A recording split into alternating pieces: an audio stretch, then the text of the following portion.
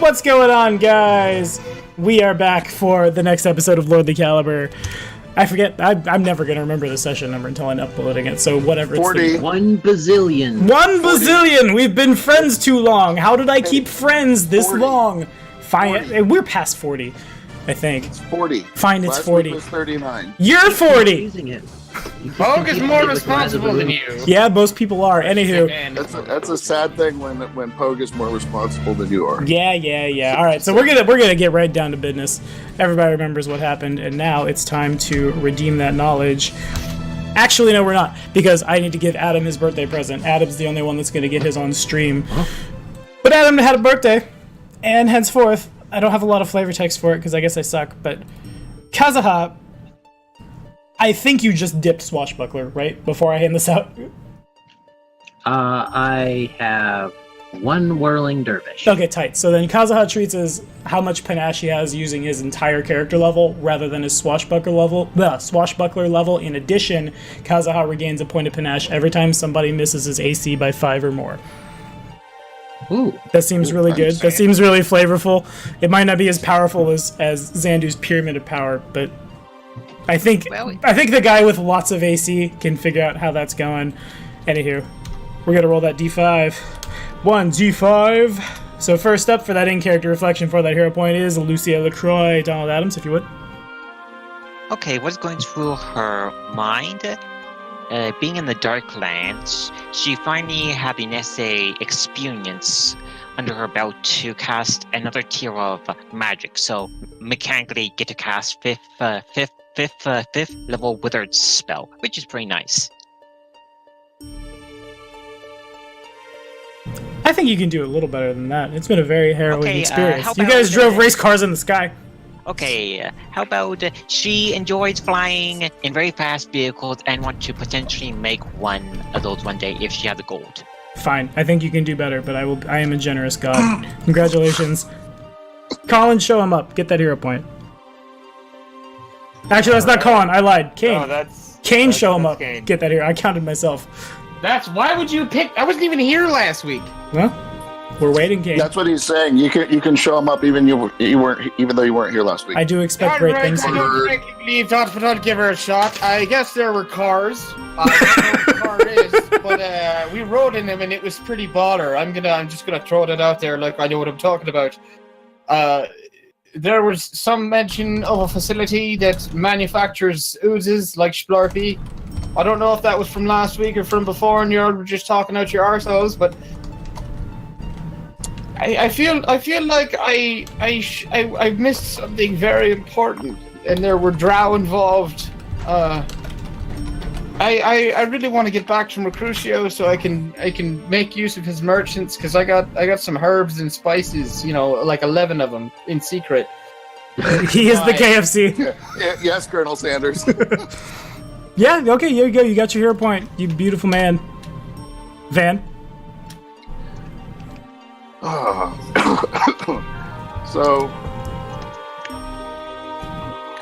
after all of this fighting and not really having much opportunity to use this finer skills in terms of finding misplaced items and that kind of thing, that I'm really feeling like what I need to up in somebody's grill and really take them apart, starting from the kneecaps. So, a little bit of swashbuckling here and there, and using his charisma to, get him further in combat. So figures that, gets him somewhere in bed. He can, wield the sword in combat too, and look good doing it. So there'll be a little bit more of that going on. Happy that we finally found the surface, even if we can't actually get out because it's too damn cold. And we do have Slurpee batteries that can make more Slurpees that we mounted on the back of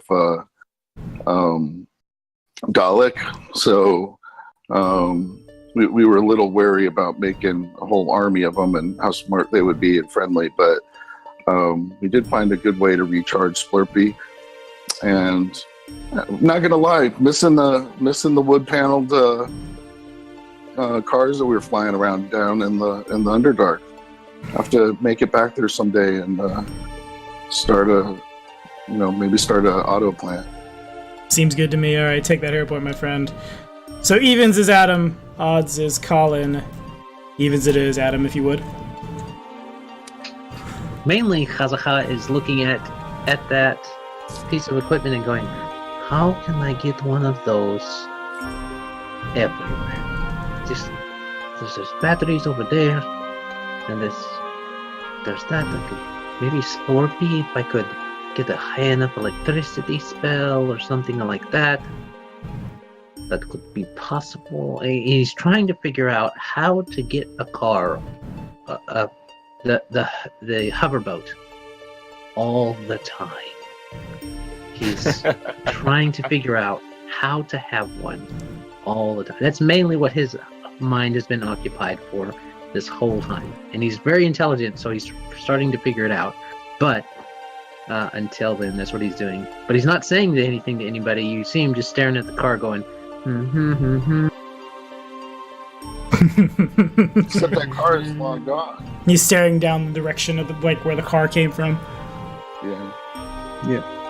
There's probably like an auto shop there that we passed. Staring at the AutoZone in Dwarven. Hey, if it makes you feel any better, Pokes stole the fuzzy dice from the rearview mirror to give you. So Yes. What, you did? Oh, Paul, you are my hero. There's like an old jukebox that got halfway through playing Daddy Took the T-Bird Away and it never finished. I rolled a 6 on the percentage dice. I was gonna have those dice be like Pearls of Power or something, but unfortunately, Tommy, the very important question: does the auto shop have a magazine about the hover cars? Donald, you can go looting after Colin takes us home. All right. You murder hobos. The world is my home, thank you.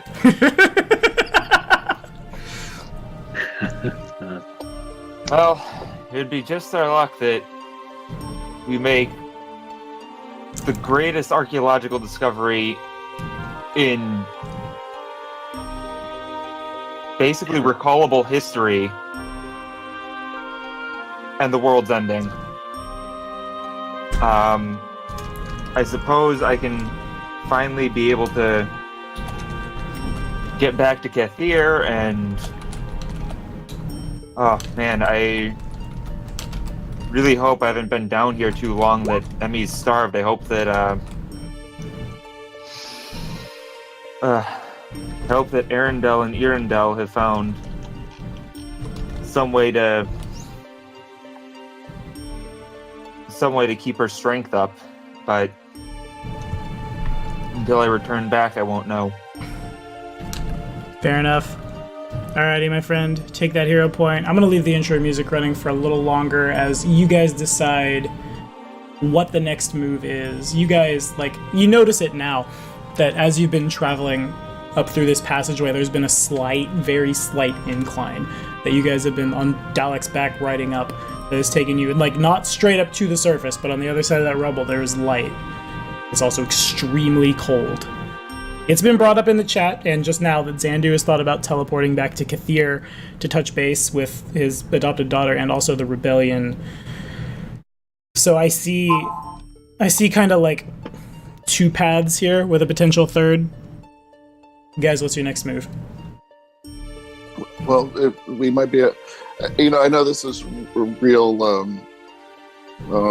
stretch, but they might have warm clothing available even though it's in the middle of the desert. Mm-hmm. Of course, their warm clothing, isn't exactly the heavy Carhartt hoodies and stuff. We're talking loose weave cotton sweaters, but I'm sure that with Fimbulwinter going on, they have found some way to produce warm clothing. I'm sure that it is going to be just as important there as it is here. We teleport over there, and everybody's gonna be frozen in mid place, just totally solidified. It's entirely Well, possible. You guys are pretty out of or- touch with what's going on up there. But where we are now, we know that we don't have the resources on us to keep us warm.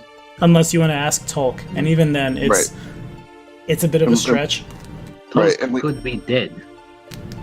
right, and if what happens, and we discussed if we ask Tolkien, then he dies, then what happens? And I'm just thinking, why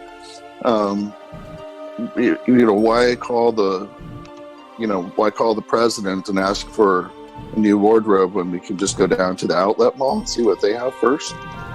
Man's got a point. Alrighty. So does anyone in the squad not want to go to Kathir right now?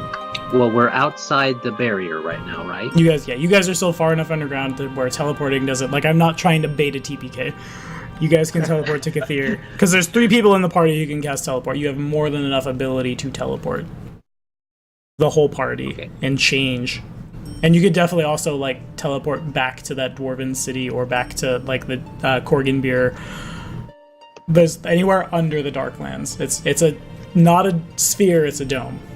So I want to don't know what this role would be exactly, to know what type of protection we need exactly, so we are not going to freeze our butts off. So our butts on the surface exactly. So it's probably knowledge nature. You've established pretty hard that it's not going to be magic that saves you, because this is powerful magic, which sounds like a GM cop out, but it's the end of the world. Francis is 16. As we know it. As you know it. Francis has a 16 on knowledge nature. Lucia, Yeah, just getting those 4s out of the way now. Lucia's got a 27. Okay, so fire is nice. Make sure you add 4. Oh yeah. Fire, warm clothing, the stuff that one would expect to. Good job, Xandu.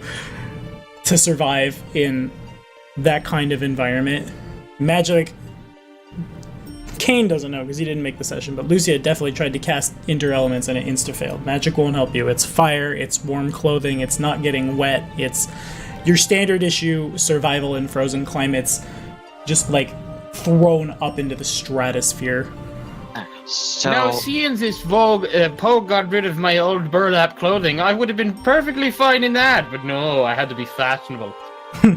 so I didn't say you couldn't keep it. So, Tommy, so pretty much any non magical traditional survival gear. More or works. less. But again, you haven't.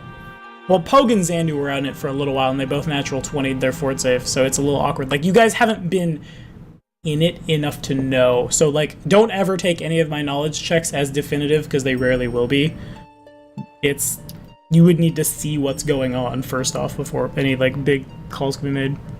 Okay. We know for sure that Poe can say for sure that his family jewels had relocated themselves to a safer place in the 5 minutes they were up there. So Firmly next to his heart. exactly. Would it track that a creature with cold resistance would fare better? Yeah, based on the knowledge check you made. Also, I will say that this is kind of a meta term, and I'm not tipping the encounters, but a winter wolf and a frost giant, etc. They're going to be a lot better off. There's other factors that will kill you that aren't the cold in this situation. I'm deciding whether or not to go through the table of plants and see what's immune to cold.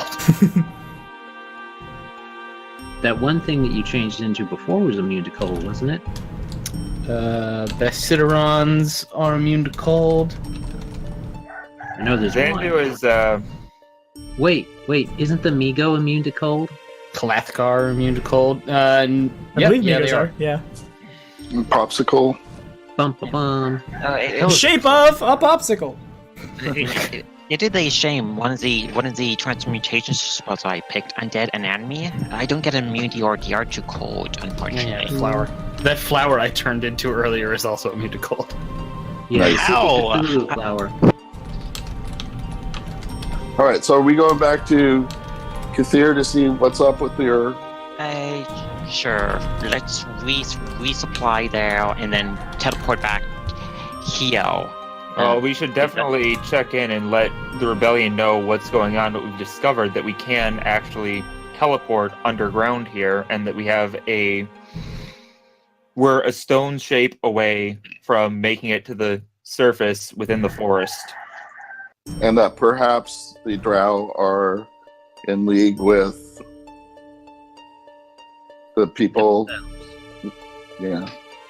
Alrighty, so I'm hearing a teleport back to Kathir. Do you guys have... I would prefer that if we do so, that we make sure to teleport somewhere near an entrance back into the Darklands should we have to quickly escape the cold. You could definitely teleport to the palace and do that. I was about to say, doesn't the palace have, isn't that where the Darrow came up? Yeah. That is correct. Alrighty, That's so... basically what Zandu's saying. Like, don't just teleport to any random place in Kathir, teleport there. This is one idea. If we want to use our resources, I do not know if Tommy would allow this, but I would assume someone mapped the Darklands, so we could potentially... Nobody in the party mapped the Darklands, because nobody in the party specifically said so. I am the map of the Darklands. So, because I was pissed. We were going off the local. So, are there any NPCs or anyone who actually mapped the Darklands completely? So that's meta knowledge you don't know, Donald. Oh. Okay, so Wolf, do you know? No, because you would have no means of knowing. Yeah, I would assume rationally as a character, certain region of the world would have been mapped pretty thoroughly, rationally. Yeah, but also you don't know. Yeah, the problem with mapping the Darklands is when you come down to map it, you get killed by Drow. I was gonna say anyone who would have a map of the Darklands would be like Drow and Durgar and Zwerfneblin, and you'd have to find the Zwerfneblin first of all, which would be real hard. Has a map of the city with Sporpy icons for wherever the... That is true. You guys have a map of a really nice ancient dwarven city. That happens. Yes. Well, that is to watch out that for is one. That is a wrench thrown in my plan. Yeah, it is. All right, so I'm hearing the party's teleporting back to the palace in Kathir. If so... we get to take all of our stuff with us? Yeah, you can take all your stuff. You can't... the mech that Splorpy is in counts as a gargantuan creature. And then... He's still in the mech? Mm-hmm. And then, like... Yes, I told him to come out and recharge himself a couple times. He listened fine. Yeah, he's fine. But, like, the mech is going to be a little harder to teleport. You guys can do the math yourselves, but even Dalek... Dalek is a huge creature.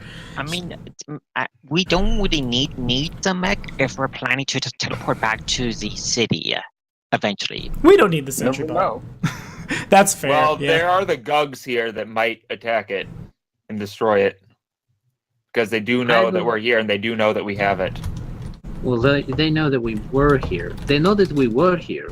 And this is very close to the opening to the Darklands that was sealed up, which means it's going to be cold up here.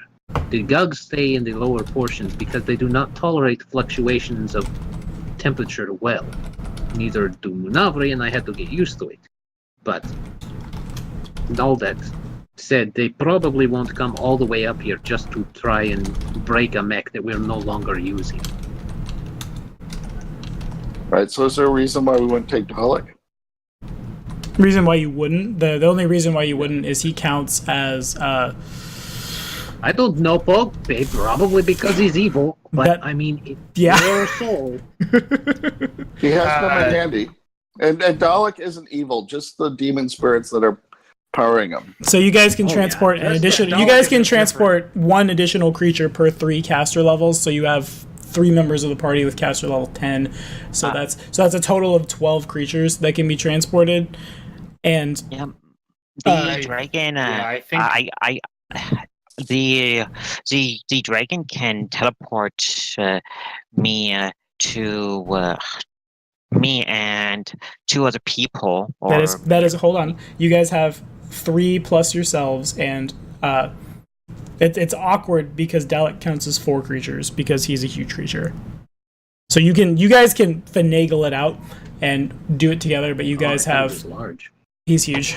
No, he's a big boy. He's a big boy. We'd need multiple castings to get everybody out. That is also true. So how many casting can Xandu cast exactly? We'll never know because he's muted. I'm not muted. You can hear me, right? I can now. Yep. I can. Okay. Yeah. Xandu can cast it up to 5 times. So, as long as we rest up for me to prepare. Wait, no, that's 4 because the Pyramid of Power took one of my highest level spell slots. I returned it back, but so 4. So 4, and then 3 for my dragon, and then if we do rest up for an hour, I can pick teleport twice for my 5th level slots. So we have 9 effectively. Okay. But Xandu would rather not be teleporting back and forth and risk the chance of a mishap. Like he has it in his head On the that surface. If you end up on the surface on a mishap, you are froze. Well, how many people are teleporting? You have, let's see.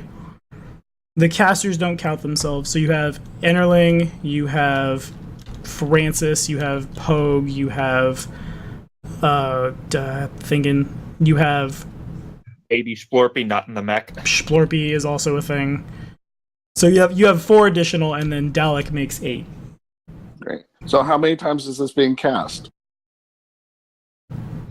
With I mean, any luck, only 3 times. Looks. Alright, I so think we you can don't only do it have- if you guys work together. You guys can cast it just the once and get the whole squad because you guys have 12.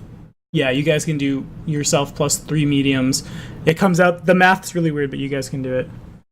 So we can get everybody in the transporter room all at once. Yes, Right? it's Okay. gonna be awkward, but I'm also We all gonna. have to work together to do the teleport. Which means that Xandu, Lucia, and Lucia's dragon, all 3, will be rolling the percentage dice to determine what happened.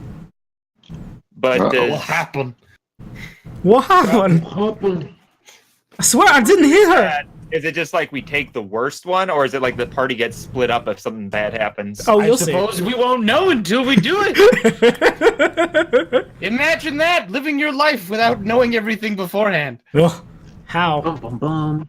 Kazaha does that all the time. I will justify that question with a 21 knowledge arcana.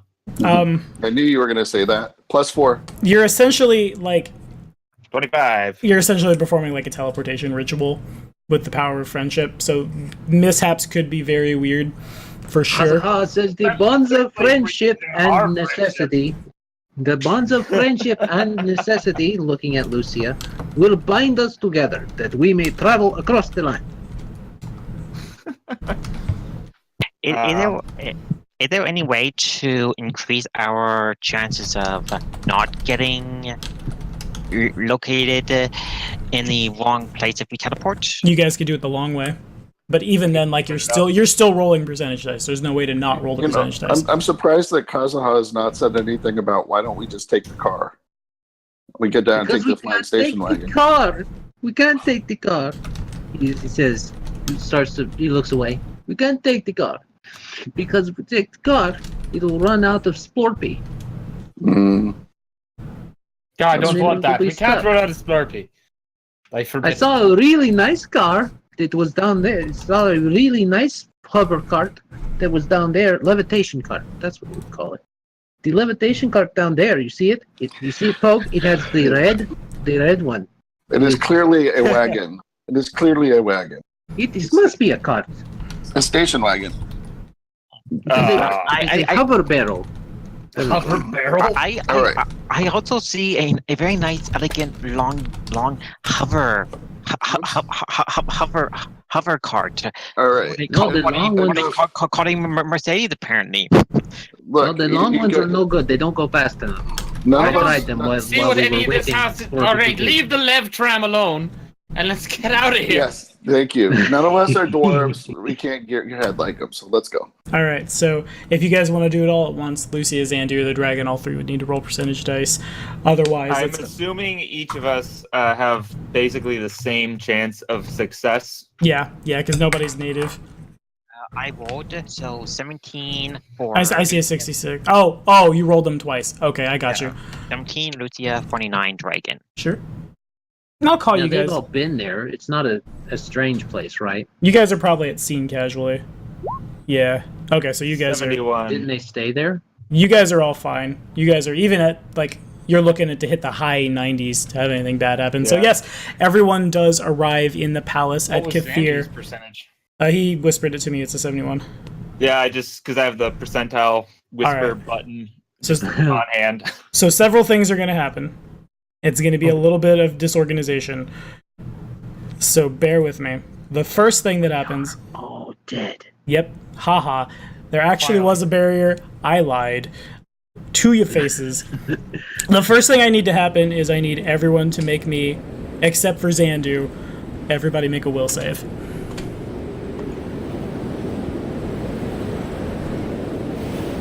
That is a what a will save. Remember where anything was on this sheet. Ah! Oh, Francis. Spend the hero point. Francis, no! There we go. That's better. Okay. Is that everybody? That's everybody. Okay, so 29. okay, understood. I see the saves. The power of snow is a little too loud for these headphones. Okay, now everybody make a will save again. But why? Because he said so. Very much. Better. It is also better. 16 this time. I see. 29. Xandu is still exempt from this one. What? Just It's Oh, the the mind lane playing spider. thing where The we're lane being... spider must have came here and set up its house, trying to hunt down Xandu. It's all Xandu's fault. All We're right. being brain damaged. Now that those will saves are resolved, everybody make a fort save because as you arrive in Kathir, it is blistering cold. You can hear the sounds of snowstorms outside. Better. So I did go through that list to look it up. Oh, never mind. I'll just make the save and then do it. Okay, so 24. normally, they would not be subject to this, but both Dalek and Lucia's dragon do also need to roll. What? Oh. Alright. It's magical cold. It is magical cold. That's why I'm bringing a winter witch in if I die. And I'm gonna wild shape into a sarcasm fiend. Okay. So I'm seeing we're making fort saves now. Yep. Yeah. Okie dokie. For that sweet, sweet Fort cold save? resistance. Yes. I'm Ta-da! curious. Does DR to cold exempt you from? I mean, normally, not necessarily right now, but does it normally exempt you? Under from- normal Okay. circumstances, if you have resistance to cold, you won't take damage from the cold. However, okay, so the only person who's failed is Xandu, and Xandu, like, he almost locks up as it hits him, and he takes this much non-lethal, this much cold damage. So two cold damage, 3 non-lethal damage, and is exhausted. I think you can still cast while you're exhausted. Yeah, you can. Okay, so you guys can see from outside the palace, you guys can see just, like, snow up to the windows. And in some cases the even palace? yeah, in some cases even higher, like real high up for sure. The palace is also pretty abandoned. okay. Poe, check if the palace is safe to enter. If it's safe to enter, my dragon can clear the snow. Are we in the palace? Yeah, you guys are in the palace. Oh, It's- we are. I Yeah. thought we were outside. No, we're in the palace, but looking out. You're asking the exact wrong person what's outside because if the snow's 3 or 4 feet tall, then he can't see a thing. Chazakha lifts him up and stands him on his hands. Here, Paul, look. All right. Poe- Are you sure you don't want a boost from someone who's taller? Hey, I am not short. Yeah, but I'm like 12 feet tall right now. there you go. I throw him up on there then. He's standing on seaweed. I'll make my own perception check. I will perceive. My dragon will lift me up. Sure. That'll be a 39. Well, Lucia has 0 need to be lifted up. It's just the small Ah, creature. twinsies! I guess you Twinsies can as well. if you really want your Twinsies. dragon to pick you up. All right, so Lucia doesn't see much of anything at all. It's pretty much a whiteout out there. It actually, like, probably hurts your all's eyes pretty hard, especially after how much time you've been underground, because like you're looking out into an active blizzard. Yeah, the two who roll a lot higher think that like maybe after like the 20-foot mark is where the line of sight is obscured by the wind and the snow, but you guys can see where once there were roads down there, now carpets of flying have been set up on top of the snow to serve as makeshift roads, and that's the only thing you see moving. Sweet. You say I was fatigued or exhausted? You are exhausted because you took non-lethal damage. Gotcha. That's no bueno. Es no bueno, boss. Okay. I don't have vocal cords, and I haven't cast Beast Speech, so, Francis, like, gestures down the horizon towards where we think the palace is. You guys are in the palace. We're in the palace? What are we Yes. looking at, then? You're looking out the Through windows. the palace. We're looking out the windows of the palace, down into the courtyard and streets. Do we Can hear? Francis be talked to anyone? via message? You can talk to him can- with your words, he just I can't can, reply. I can understand, I just can't talk. When we teleported, did we make a loud enough noise for anyone to hear us? You imagine. And you imagine you guys are probably, like, Xandu's not being quiet. I'm not Yeah, necessarily, he's not compulsed to scream. It's real cold at the top of his lungs, but, like, it's not He's a quiet shivering. thing. Oh, Van. Yeah, I can communicate through message. It's telepathy. I can do that. That Okay. makes sense, yeah. Okay, so first thing Xandu's gonna do is he's gonna look for anything warm left in the palace, like sheets, blankets, something. Sure. Alright, I'll let you roll the percentage dice. I I will will look. I won't let Xandu wander off by himself. I'll go with him. I He's will. not really accompany- wandering off by himself. He's just sort of looking in the immediate area for now. If there's no luck, he might start wandering, but we'll see. Okay. 57. 57 is, it looks like this place has been stripped pretty bare, and Lucius 53 agrees with that notion. You guys might be able to find like a very tattered rug that's been left behind in favor of the really like posh, rich things one expects to find in Kathir. But it's got like a lot of holes in it. It's not going to help you guys a whole lot of much, to say nothing of if combat breaks out. Like, you're essentially wrapping yourselves up in a real beat up sheet. But it's there. Let's check the bed rooms for Wait, the, who's freezing? closet. Who's freezing? Just Xandu. Just Andy for now. Okay, so Poe comes up to Xandu, puts his hand on his chest, and casts prestidigitation to Okay. warm up his chest plate. That's really smart. The spell does fail. That's a very good use of. That's a very, very good Yeah. use of prestidigitation. I hadn't thought that. Fails? It does fail. So, How come it fails? Well, okay, All it magical- doesn't fail magical necessarily healing as like working. Xandu's warmed up for about half a second and then he goes back to it. Well, he'll start. It's not. It doesn't remove any of the non-lethal damage or anything like that. It's you know, real bad. Xandu should still be able to cast Mending, I believe, to fix up some of the holes in that rug, so at least it's not too bad. That's fair. Oh, You can yeah, do that. Poe can do that too. All right. So you guys want to? That spell takes 10 minutes, doesn't it? I think mending is a 10-minute spell. I shall see. I have it somewhere in my massive list of spells here. About 90% sure.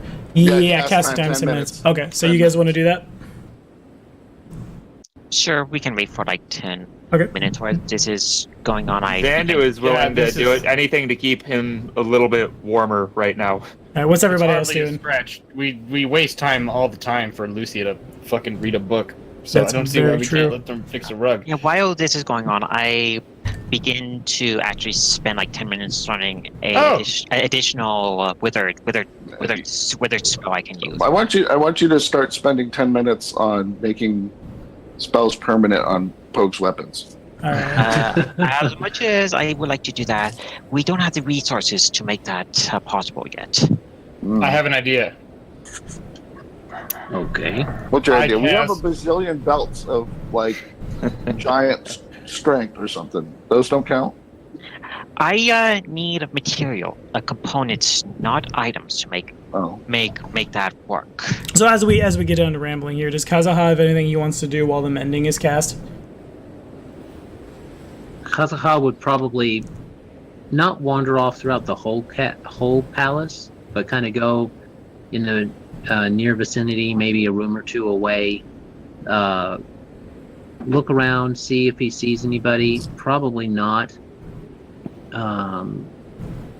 He's been told about the Darrow, so he'll probably try to ascertain what room they came in and see if he can find their way back down to the Darklands. Sure. Okay, so the 10 minutes passes. Kazaha doesn't find anything. It's totally abandoned. Certainly you can find the way back down to the Darklands. It's not hard. It's kind of like marked in the basement. It's like, this might take you to where the drow are, that kind of thing.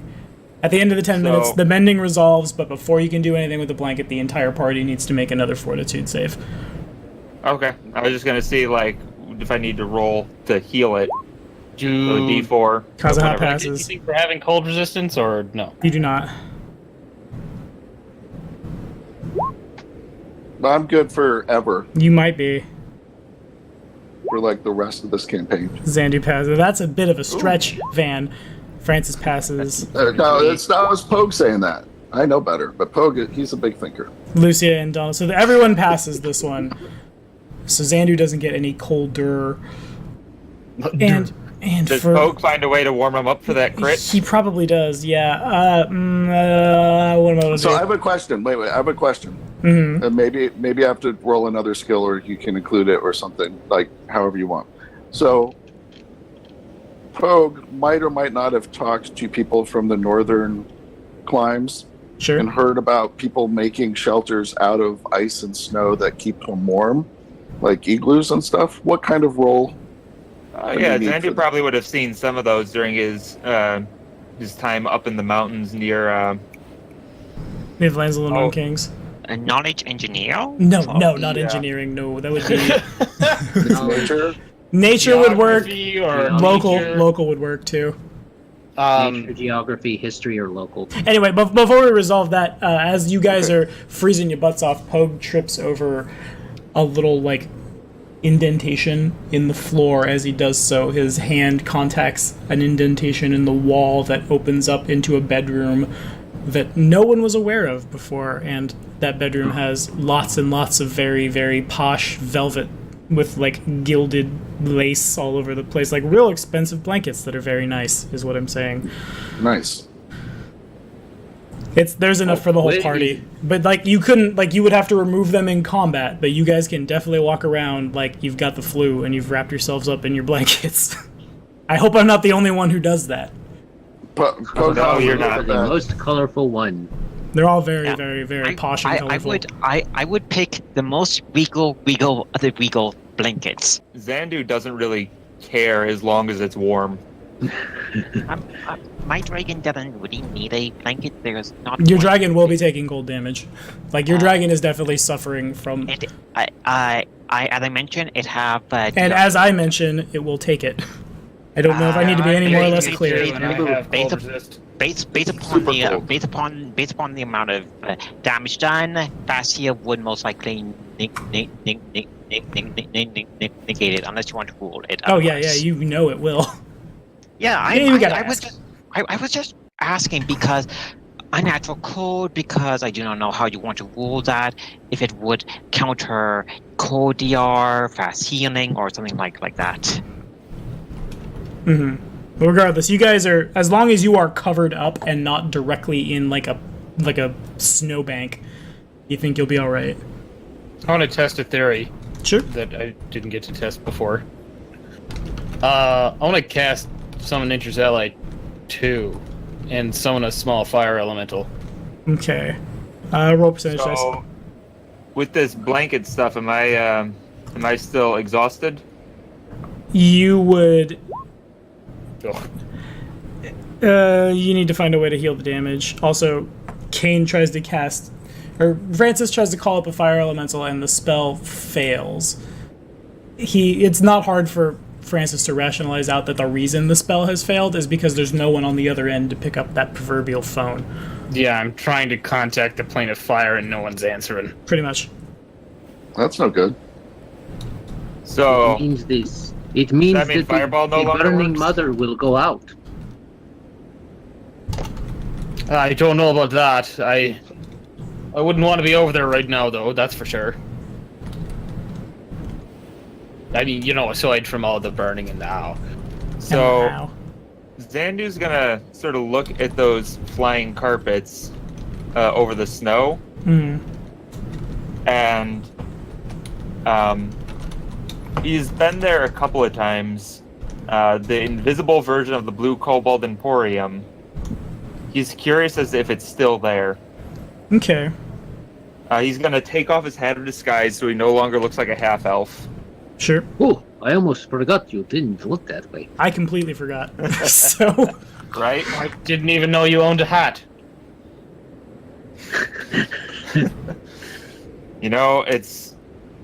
I knew where we were going, and I knew that I did not want to be found out for who I was, so... that's very accurate. Okay, so the palace is pretty far away from where Irindil has set up the Blue Cobalt Emporium. You could definitely, essentially these carpets of flying are forming the roads.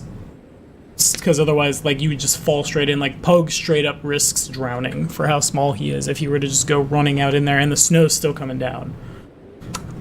So you could get there. How windy is it? Very. So a fly's not a good idea either. Fly's not a good idea. You could teleport there. You yourself have spent a lot of Assuming time. it's still there. Yeah. Well, if it's not there, it isn't something bad happens to you, I'm pretty sure. I think it's just the spell fails and you end up where you are. To clarify something, False destination is a place that does not truly exist, or if you're teleporting to an otherwise familiar location that no longer exists. Nah, fair but enough. So, a question. What's up? Could you use, because of that wording, could you technically say the Cobalt Emporium, or, wherever Mercutio is, think about Mercutio's shop thing, his wagon? Oh, and teleport Arendelle. Adam makes a really good point.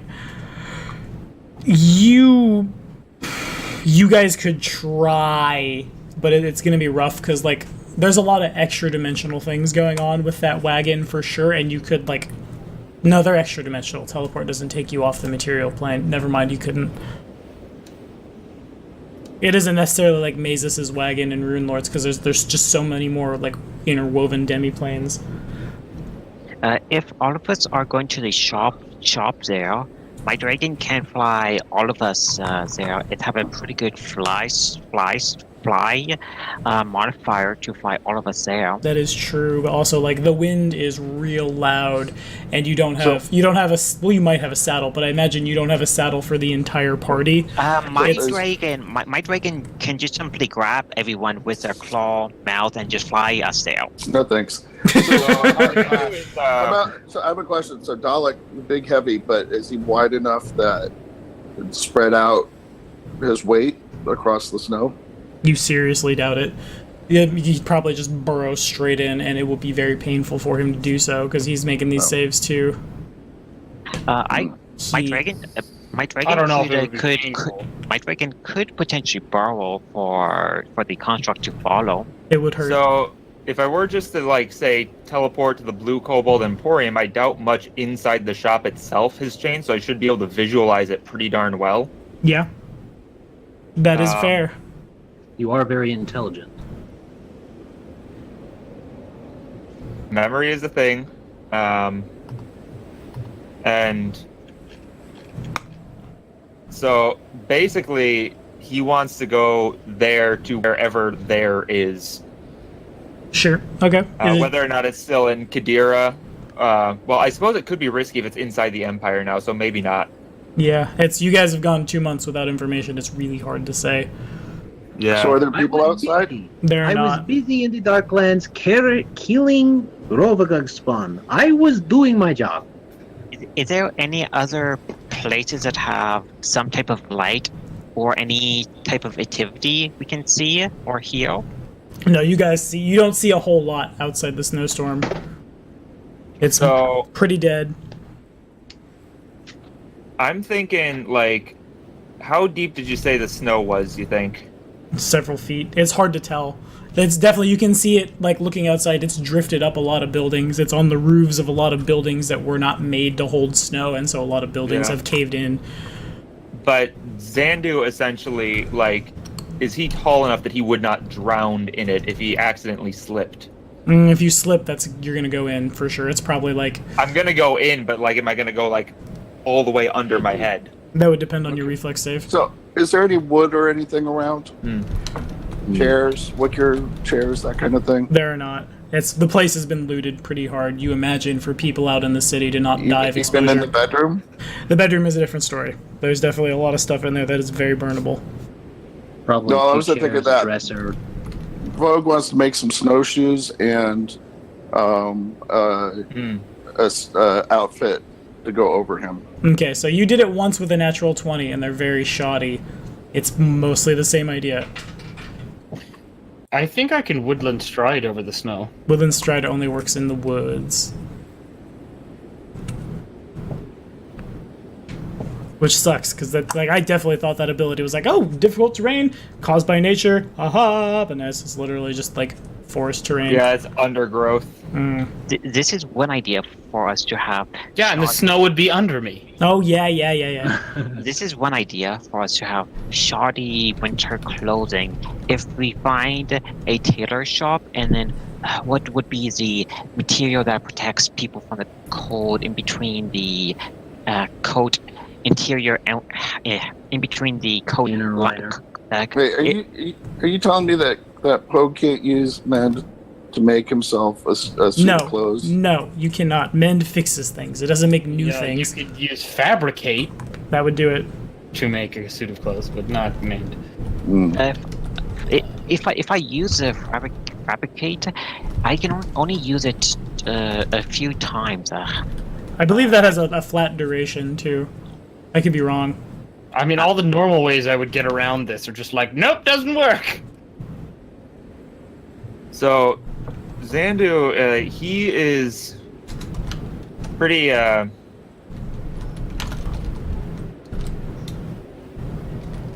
he's pretty determined, but he needs a little healing first before he's ready to go out there. All right. Hazaha, or someone. Does someone have other option? Pogo, how much healing do you need? Pretty much just enough so that I'm not fatigued anymore. So if I cast, like, Cure Light Wounds on you, then you're good? Or so that I'm not exhausted. I don't know how that works, but he said I would need to undo the damage to do it. So that's what I'm going for.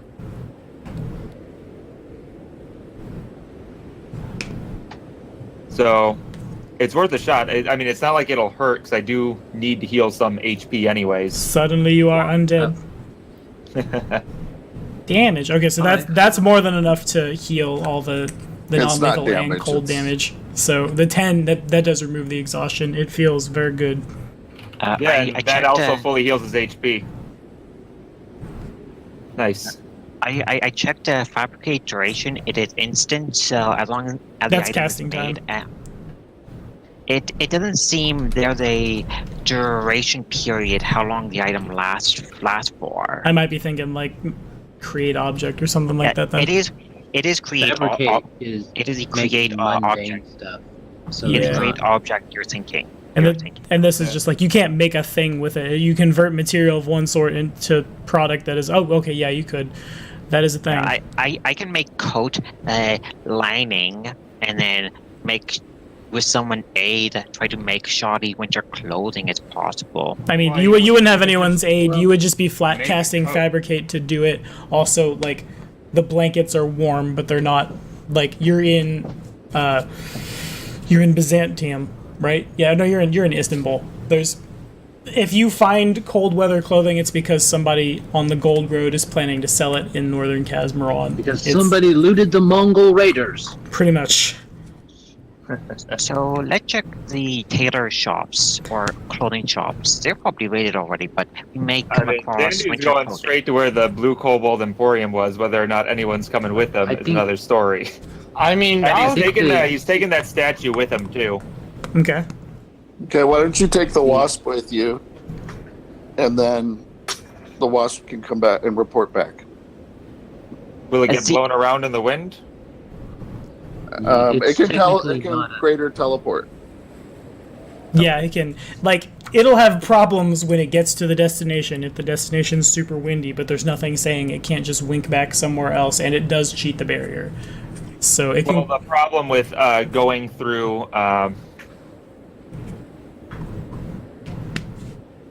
the problem is The not with wasp that. The problem cheats is the about barrier? the wind.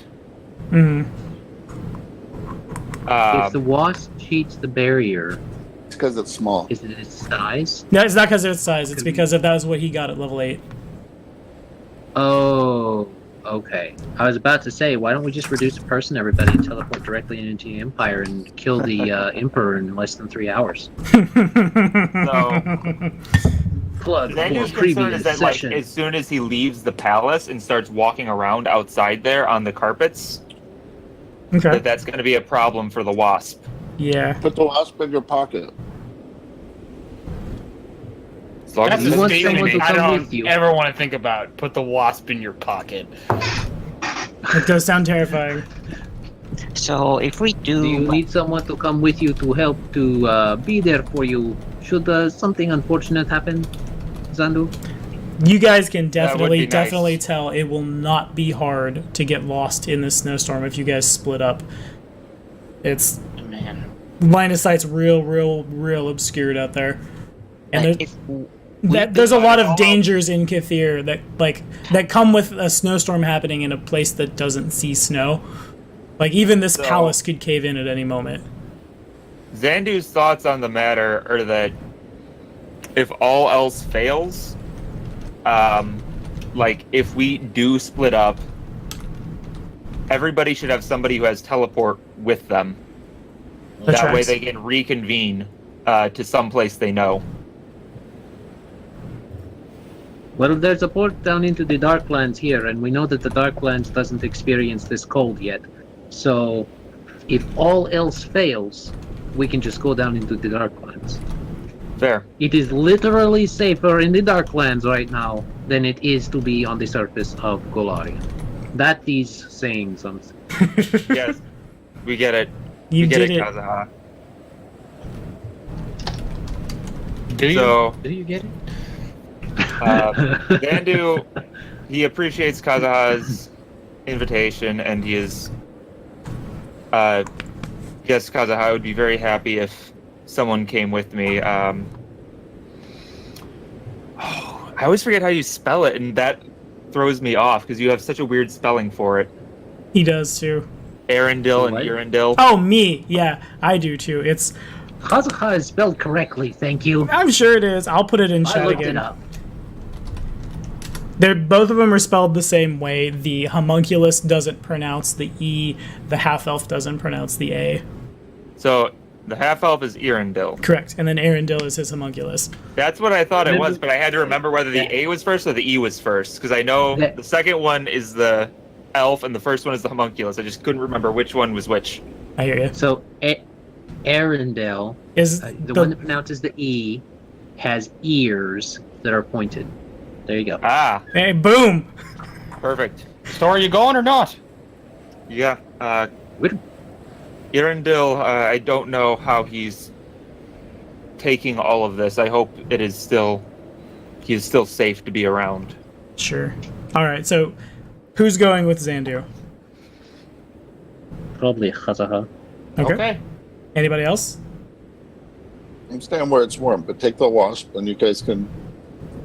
Because this is about as well known a location as we're going to get, and it's right next to. It's right at the entrance to the Relative Darklands, right? safety. Yeah. Okay. If you're So, able to, Pogue, if you can somehow reinforce the area near the Darklands so that it doesn't cave in. Okay. Uh, Is that at risk of caving in?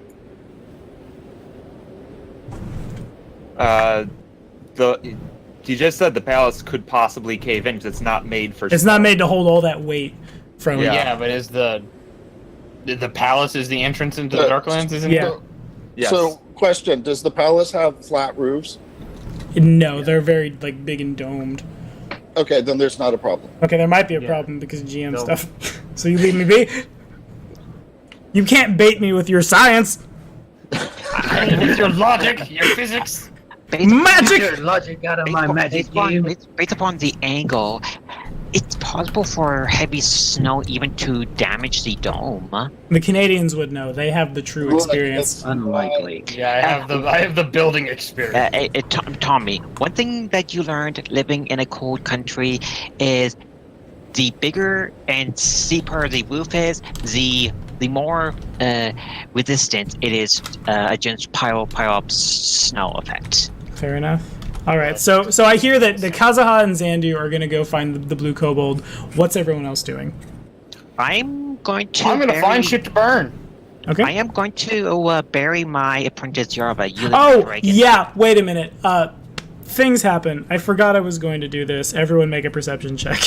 Oh. I forgot Yarva exists. Well, he doesn't. He's dead now. All right, natural 20. Oh my god. Okay, that's a natural 20. You guys deserve to win one, right? Yeah, okay, so... A couple. We You- magically find...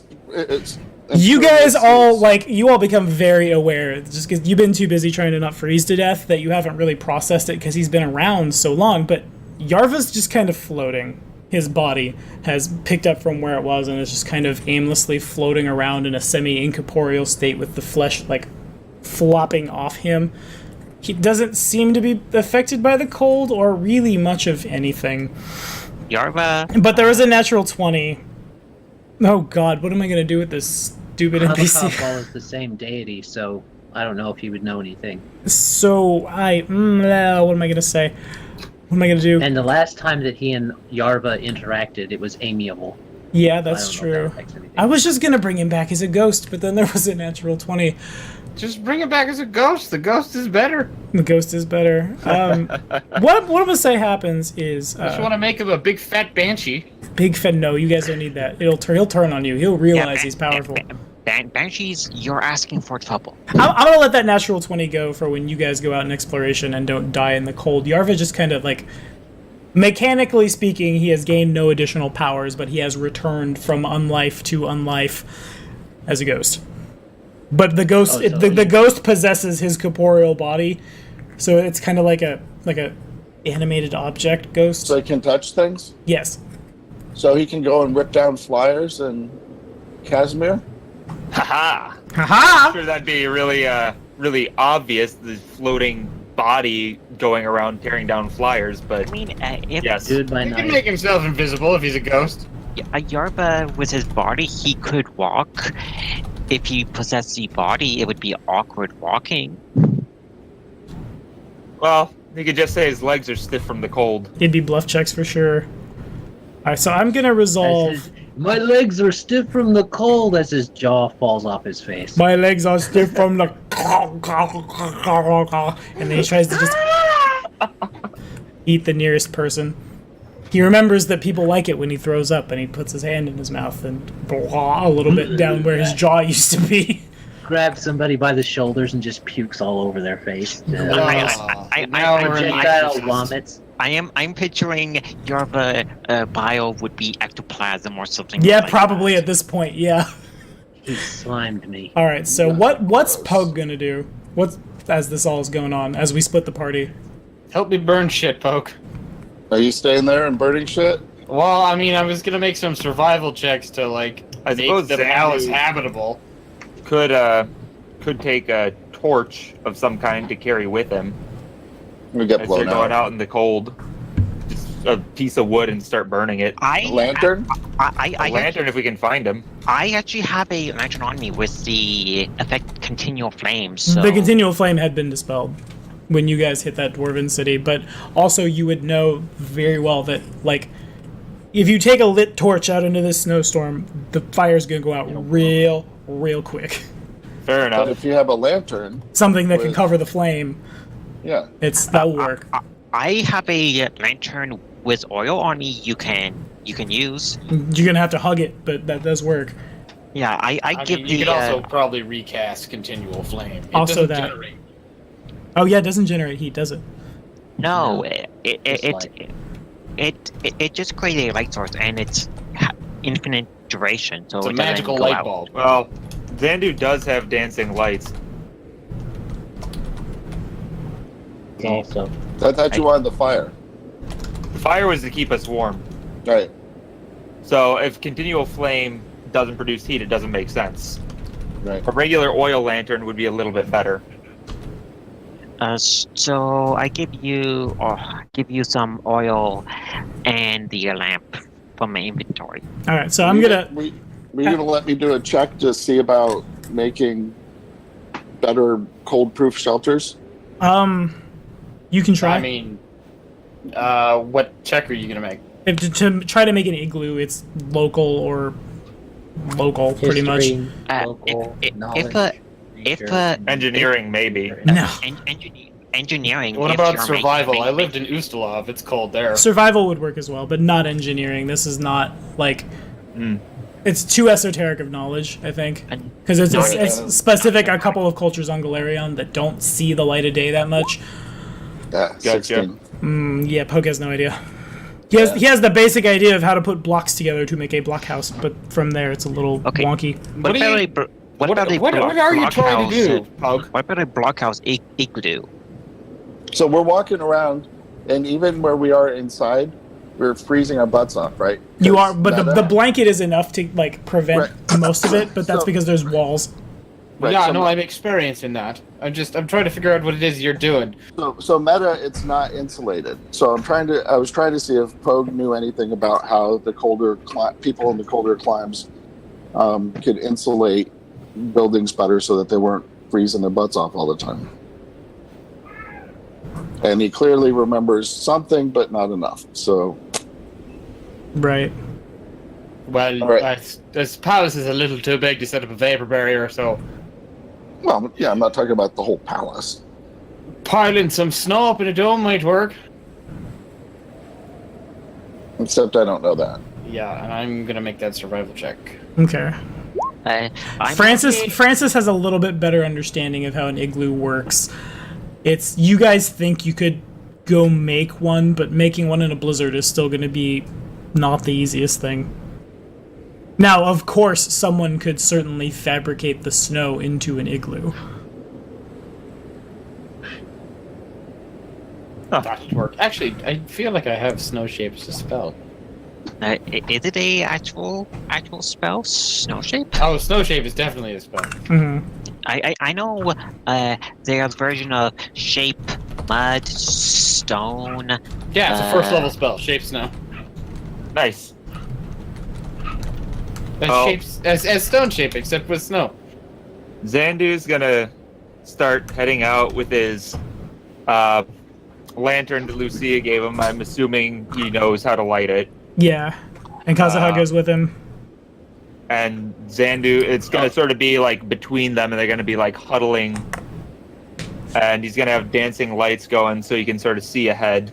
Okay, fair enough. So you guys, like, as Kazuha and Xandu leave, it's absolutely miserable as soon as you step out the front door of that palace. The wind throws, like, you guys have to, actually, you guys should both make reflex saves. Yeah, make reflex saves for me. Because it's boy. that windy. The blankets you guys have wrapped around yourselves are, like, almost being tore off. Kazuha is totally fine. He's able to very, very flashily grab all these things and wrap He's a back up. dancer. Yeah. Yeah. Hello.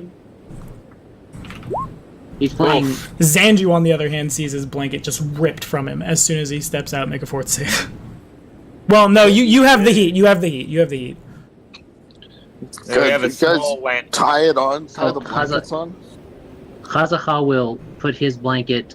He will share a blanket with With Xandu. with Xandu, so that their body heat works together as well as the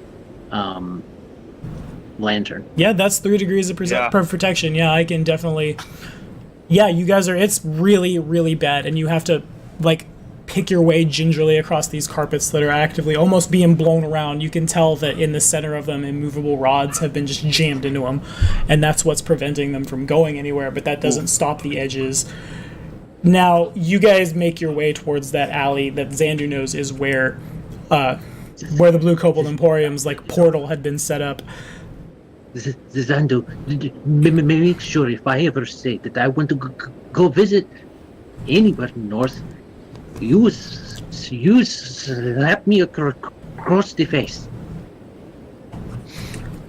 Xandu smiles and says, "One does what they must do."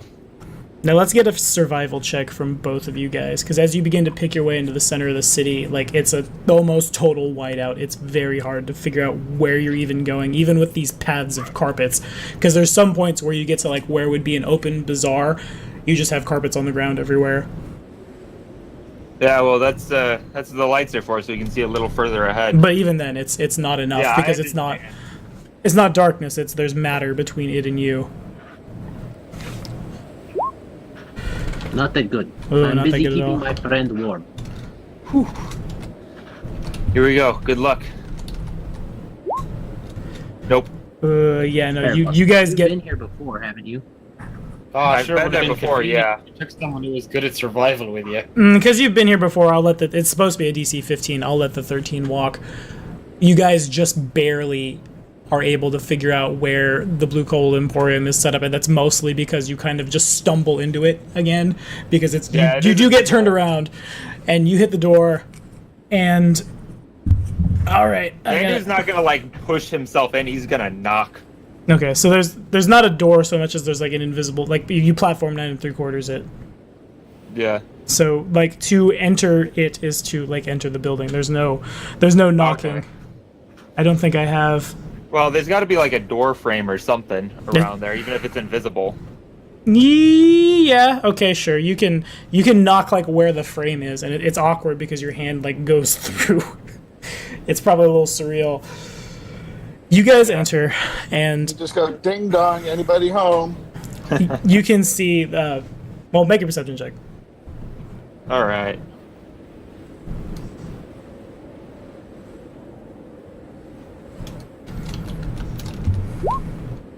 Oh, that's better. That's considerably better. Kazuha would be up for this too. That's even better. All right, so the whole place has been converted from shop to like survival 101. Scrolls of very powerful spells are burning in the center of the room. Like the counter where held all these wands and stuff has been axed into firewood, as well as most of these wands. It's a good thing like Lucia or like Mazes didn't show up to this, because it's a heart attack for anyone who knows the value of this stuff, and you certainly do.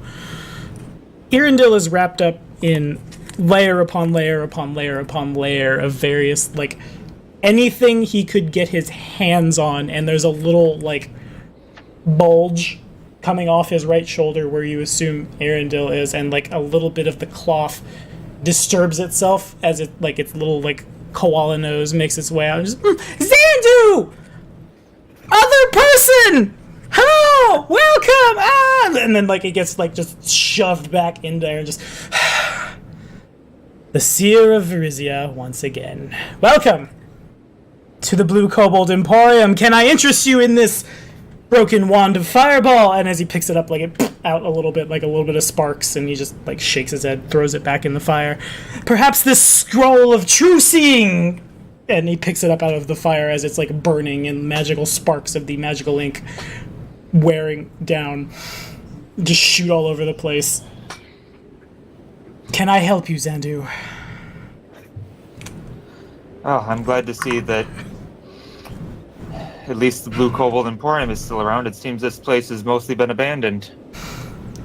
Well, you know, when the world comes to an end and it gets cold in the desert, people tend to think a little more about their own survival. And, like, as Irindil is saying this, he's shivering.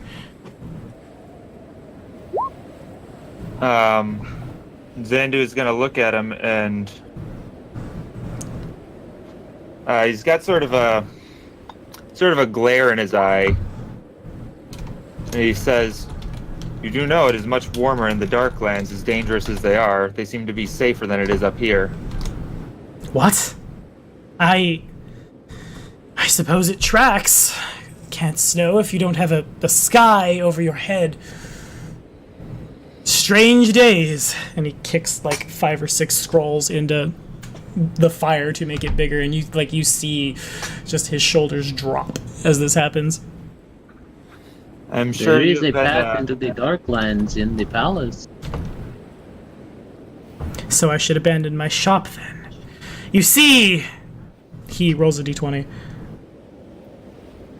He easily correctly identifies Munavri. Okay, I just had to make sure.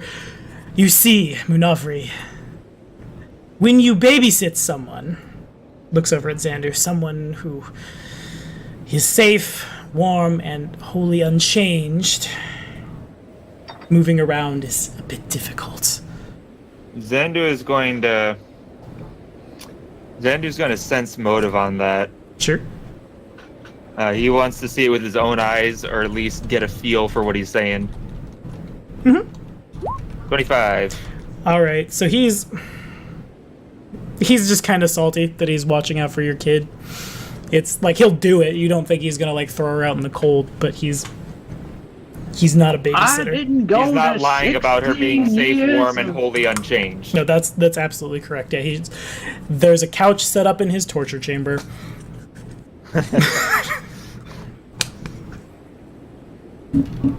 A couch in a torture chamber. That's a very odd thing to say. It was also probably my Oh, favorite not that one-on-one was the Blue Kobold Emporium. That was a good 3 Might not be hours. that odd, considering he might enjoy the screams of agony while he reclines.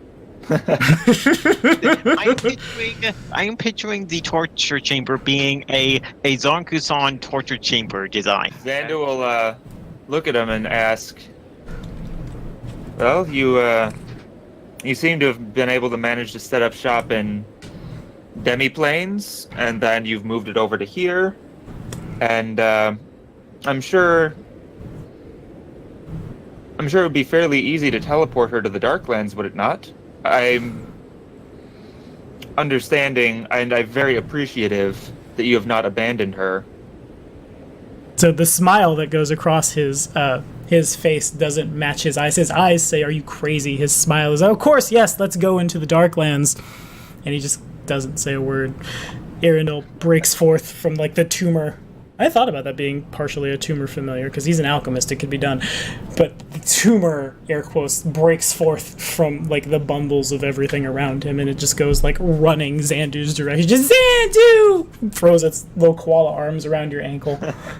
You are cold! I am cold! Lets off, runs back, and goes over to Arundel. Just, fine. Why did I create you? Puts back inside, like, the shoulder. So,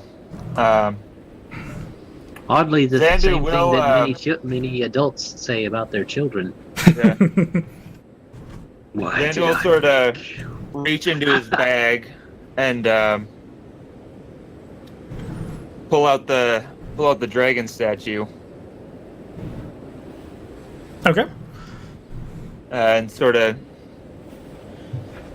show it to him and see what he thinks before Xandu says anything about it. He correctly identifies the item, and his eyes go real big. You could have brought that to me before, the world ended and we could have sold it, made a profit. You're a little late. That's a dragon! Enough! Perhaps, but I know it has the ability to, at least when it wants to, resurrect somebody. I figure if it has that kind of power, perhaps it could wake somebody up. We found it in the Darklands. I see. I suppose I can try. If No nothing one's else, going to buy it now. I'm sure it'll burn, if nothing else. Kicks another, scroll case into the fire to keep the fire going. So the first thing Xandu's going to do is he's going to start heading at least to where the downstairs was, assuming it's still there. Yeah, it's still there.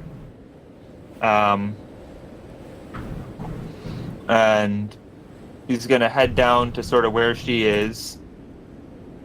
Take a quick look, see if she's okay. She doesn't seem to be thinner than she was before. Okay, does Kazuha go with him? Kazuha would... They're sharing a blanket, so he would either stay with the tumor if the tumor departed, he'd stay with the tumor at the fire, or he would go with them, one of the two. Okay, fair enough. Well, Erendil will follow you. Erendil and Arendil both will. They'll go down into the lab, and Emmy remains pretty much unchanged. Wow. There's a lot of blankets covered up over top of her, and it's just like her nose pokes out the top so she doesn't suffocate. That's about it, though. She continues just the same, like, calm, easy breathing. Arendil pops out. Your friend has been sleeping for a long time! How come? We don't know!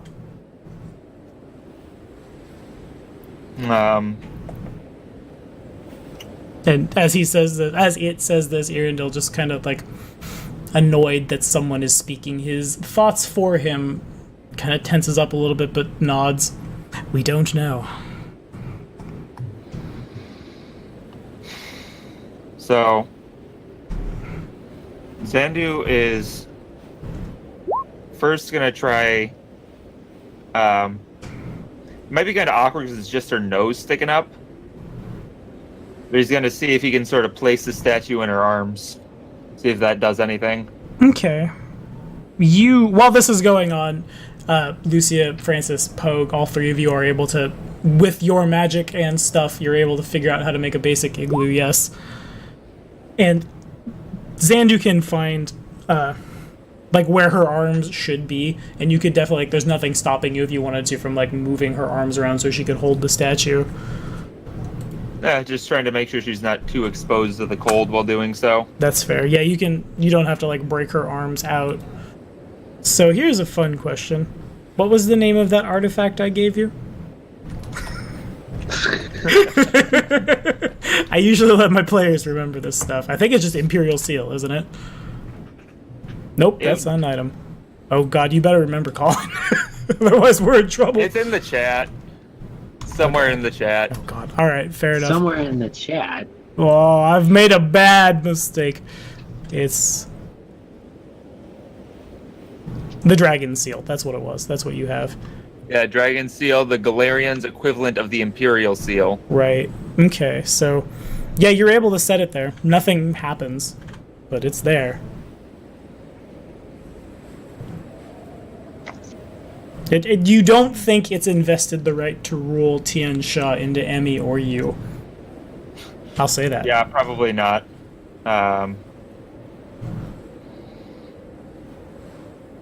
It was worth a shot. For it to do like oh, I see what you. Yeah, no, it doesn't cast Resurrection on her. No, it doesn't do anything. It does not. So, with Does Zandu's... Kazuha or Zandu or someone that knows about magical things and understand them well, since he identified it, can it be used by can the magic in it be used by someone without them being the ruler of Tian Sha, or do they have to be the ruler of Tian Sha to use any of the magic contained within the seal? They need to have the right to rule. Otherwise, it's kind of just a paperweight. Is it the right to rule Tian Sha, or is it the right to rule in general? It's the royal family's divine right to rule the empire is how it's worded, and I'm betting this came from the Jade Region Adventure Path, so it would be specifically Minkai. But this is probably how, what's-her-name gets the ability, we better cross the crown of the world. Nevertheless, you could maybe use Magic Device and, like, finagle it out, but it's a pretty powerful artifact. So do I think that if I bothered to understand it fully, that I could get it to cast Resurrection? You could try. Yeah. Or It's not about the resurrection because she's alive. She's just not conscious. That both of those track. I don't think he has anything else to use it on for today, so he will use. You'll see him kind of pick up the seal, looking for permission and waiting and picking it up, and you'll see him look at it, and his pink eyes will glow for just a minute, and then they'll fade, and he will attempt to exert some form of will over the seal to start to just to see if he can move magic within or something like that. Okay. Not cast anything yet. Okay, make a use magic device check. Adam, if you fail the roll, I will let you use my hero point. Okay. It's the same as my knowledge arcana. Okay. Xandu will So, aid. 33. All right. So with Xandu's aid 19. another. Okay, that's successful. You're able to do it. Yeah, you can. It doesn't feel the best. The dragon seal resists what you're trying to do to it, but you're able to overpower what like vague inkling of intelligence exists in this thing in such a way that you could use its powers. So we'd exert that force to try and safely waken said Emeralda. Also, for anybody watching, there's a bit at the end that says it can never be transported by Yeah, I teleportation. just noticed that. We've cheated. It can Oops. never be. Been transported never via be what? teleportation, magic, or dimensional travel. It cannot be taken from the material plane. And characters who carry the seal cannot cast or otherwise use teleportation effects. So, oopsie. It's fine. It's not like we're actually going to switch to Jade Regent. There's too much going on. I guess we could. Yeah. Or we could just go to Reign of Winter. That starts in Taldor. Anywho, you are able to exert your force of will over this thing. What do you want it to do? Safely resurrect this kitsune to safely awaken this kitsune. Okay, so you want it to cast Resurrection on her?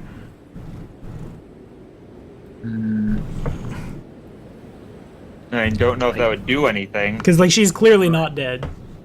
Yeah, she's not dead. Does it have restoration? It can cast. It has a daily allotment of 5 charges for Cure Serious Wounds, Remove Curse, Remove Disease, or Restoration. And expending all 5 charges casts Heal. It's Yes, spending all what? 5s. We'll cast Heal.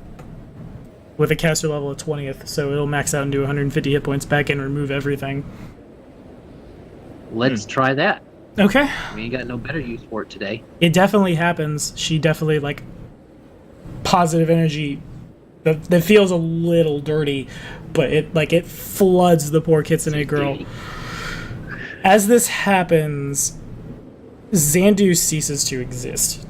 He just, like, he was once there, now he poof, and he is gone, and this girl's eyes begin to, like, flutter open. She is very not with it. As if, you'd been passed out for a long time, and then you start to wake up. She kind of, like, she goes to, like, fitfully toss about on that couch, but the weight of the blankets, because she's so small, is so much that, like, she's not moving. Does she start talking like Xandu? She's not. Okay. Not much of a noise escapes her.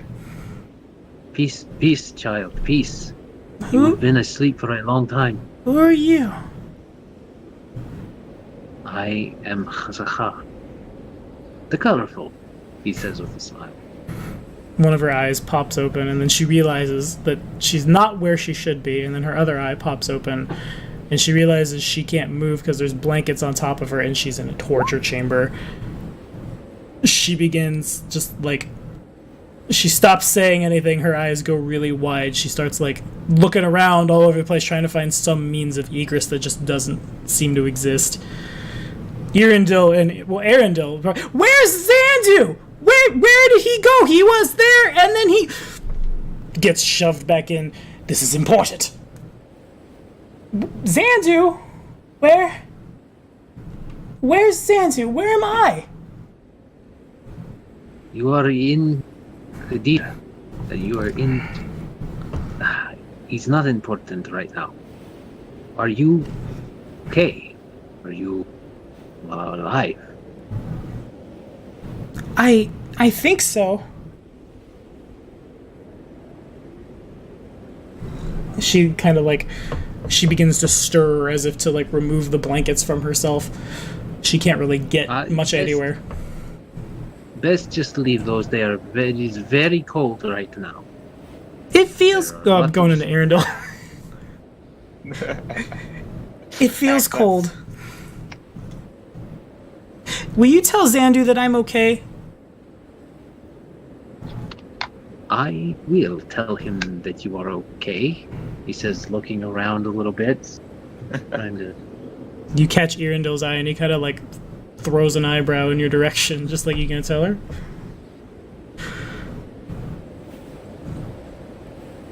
He kind of like puts his hands up as if like, I am part of this. This is not what I agreed to. He seems to have stepped away for a moment, but he was here a moment ago. Xandu... Damn it, I keep... There's too many feminine child voices.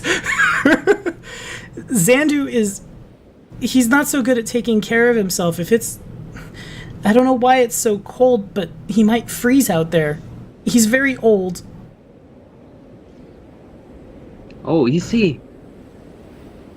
She nods. Well, He's not super old. He just became middle-aged. He's very spry lately. The last time she was awake, he was very, very old. Now that's a spoiler, Kane. What? He was awake before? I'm gonna... What? Yeah, dude, that session you missed?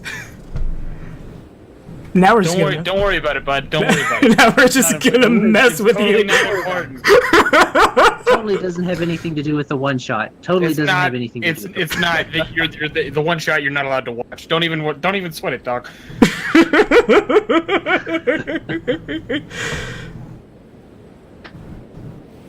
But for the viewers, if you want to go over to Tommy's channel and watch the Battle of Fort Rannoch, you'll learn a little more. If you want to go over to that channel you're already watching. You can also watch us really screw up how the Star Toss style feats work, but it was hilarious. Yeah. It was amazing to hit 70 dudes with a sling bullet. If I had known that, I would have spent some more money on boulders. Best ever. I gotta do it. It's so sweet. Anyway. Speaking of Xandu, what's he experiencing right now, or anything? Make a perception check. Great, my favorite. You see spiders. Lang spiders. Lang spiders as far as the eye can see. Xandu experiences nothing. Xandu is...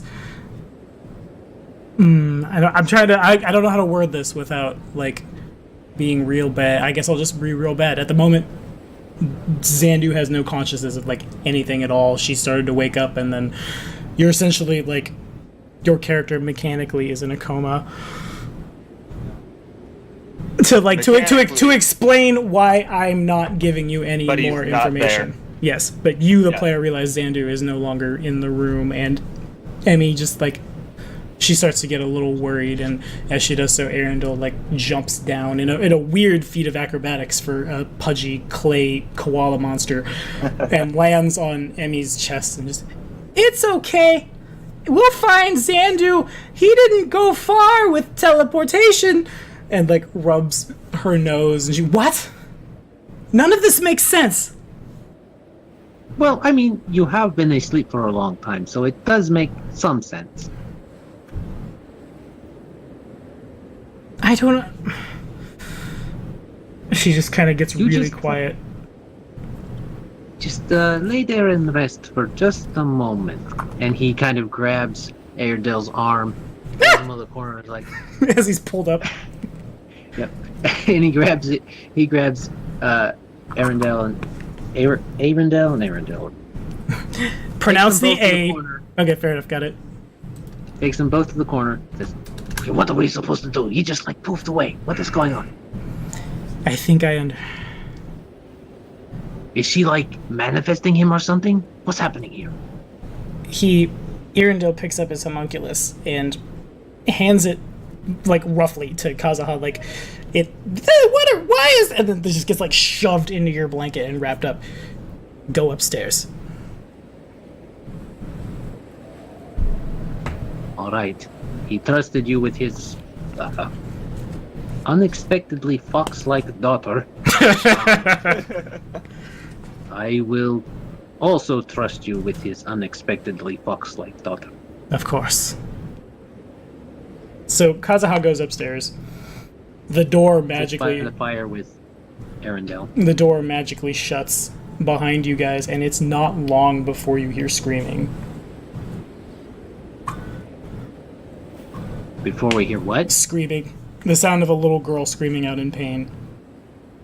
Okay, we go back downstairs. All right, the door is locked, and He picks up the little thing when he sees the door's locked. He's like, "What is your master doing? What is he doing?" I don't know! Emmy is in danger! We have to go in there! And he's just like banging his little sag koala hands on this door. That, like, it's obviously not gonna get anywhere anytime soon, but it's just, what is happening? No! That is not nice! You are a mean person! No! No! And the screaming begins to, like, subside. The door opens and... Good, because I was going to get my sword out, slice on the start door. hacking at that door. Thunder door. Zort shows up, kicks down the door for you. The door opens, and you walk in, and Irondale looks at you, and, like, you can casually see as, like, Xandu has re-manifested. Like, literally, as he's coming into being, Irondale quickly pulls a little vial out of his pocket, because he has to, chugs the thing, points at you, and just, not a word, Budafri. He won't understand. It's important. And Xandu has returned, and Emmy has fallen back into a coma. Oh, shit. Okay.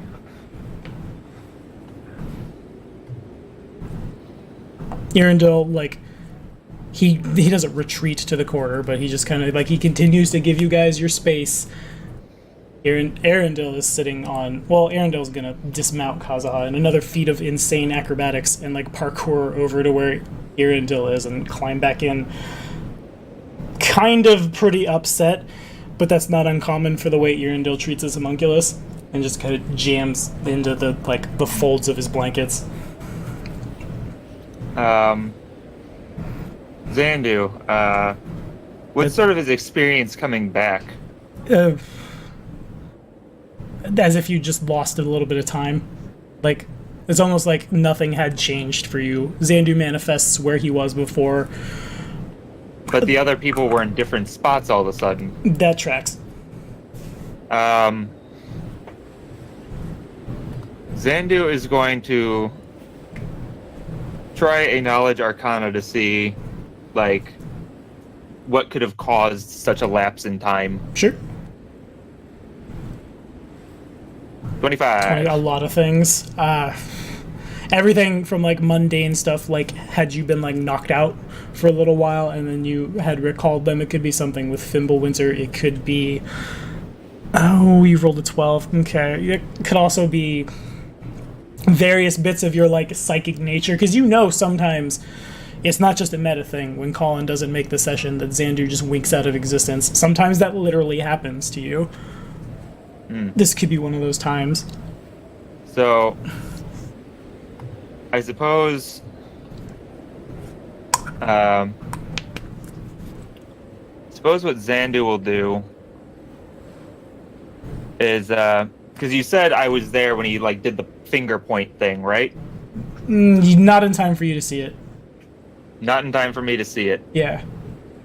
So there's no way I could identify that he cast message then. Right. All right, he sort of looks at Kazuha, baffled. He goes, "Oh, don't worry. What was? Yes, you just were poofed away for a second, but we activated the seal, and don't worry, we a bit stronger. We had to get a bit stronger to be able to really do it at the right time. It didn't work, fortune teller. Not this time. Have some hope. I mean, mage. Yes, of course. Good. Hope abounds here in the desert, covered in You snow. know, I'm not gonna lie. Can both of you Kaza make a perception is check? Out of character. Both of you make a quick perception check. Sure. Okay, so Zandu definitely doesn't see it, but then Adam hits that natural 20. Okay, so Kazuha sees really, really quickly, as if he forgot that he needed to do it. Irindil, like, has a bloody dagger in, like, a kind of like an outward sheath in the blankets that, like, very definitively has kitsune fur all over it, and he just kind of, like, looks right, just like mouths a curse in Elven and quickly like palms it into some kind of wrist sheath under layers of blankets. He assumes you guys didn't see him. Well, he didn't assume anything. He's very powerful. Okay, yeah, he assumes you didn't see him. I rolled a 3. Never mind. Kazuha will say, "Oh, come over here for a second, Erendo. All right, the koala makes his way down. Walk with me." You know, I'm gonna rule that, well, at least for myself, Zandu thinks that Kazuha is acting somewhat out of character. Make a sense motive Based check. on the ways... Exactly. That's what I was gonna say. Okay. He's acting enough out of character to justify sense motive. I think I need to have So I Kazuha need make to a roll bluff check. Yeah. Irindil's gonna do the Alright, same. so Irindil's always been kind of a dick. It tracks. He's pretty much on par for the course. let me make sure this is right. Yeah, one less. Oh, dang. Than Kazuha too. 28. 27. No, 28. 29. 28 result. No, 28 because it's one less. Okay, fair enough. Yeah, it crosses your mind that something's a little weird, but the Achilles, we're playing Pathfinder. Go away. But it's the world is ending. There's a lot of weird stuff going on right now. Probably Yeah, probably Arendelle that's acting weird. Kazuha's like totally fine. You know, totally fine. Yeah, Zandu is gonna return to her because he had something he wanted to slip on her person, at least, especially while those two are distracted. Sure. Okay, one more perception check. Okay. Kazuha would also want motion over. He has Arendelle, so he will have Arendelle Okay. 17. Motion him over. Say, why don't you come over too? You can show him how it all went, so that we won't repeat mistakes next time. Okay. Arendelle gets up and walks over. He's a little, like, there might be a little less of a, like, confidence in his step, but he comes over. Zandu doesn't see... Emmy looks fine. The blankets are a little disturbed, but not, like, out of the ordinary, just as if she'd, like, tossed and turned a little bit and was able to actually do some damage. Not as in she's hurt herself, mind you, as in, like, she's disturbed the blankets a little bit. But Zandu is going to do what he was going to do before Kazuha did the whole thing. He's going to do his... Kazuha's gonna get behind the wizard Okay. and put his hand on his scimitar. Okay. Look over at the homunculus and go, shh. Alright, let's see how Arendelle reacts. Arendelle just goes back in the folds of Arendille's blankets, just sees it, little, like, beady eyes go as wide as they can when they can't really, like, open or close. And just, okay! And then goes away. Okay. It's like, you're gonna shank him if he does something. Okay. Arendelle, what does Arendelle do about this? He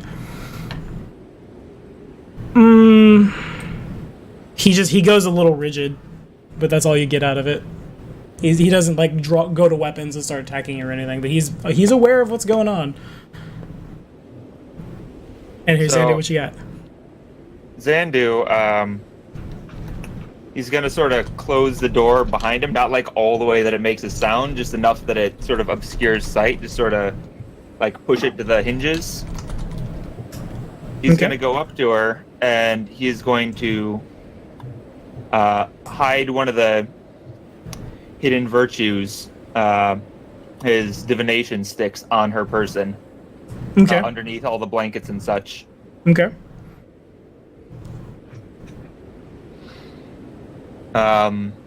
During that process, does that disturb anything, or...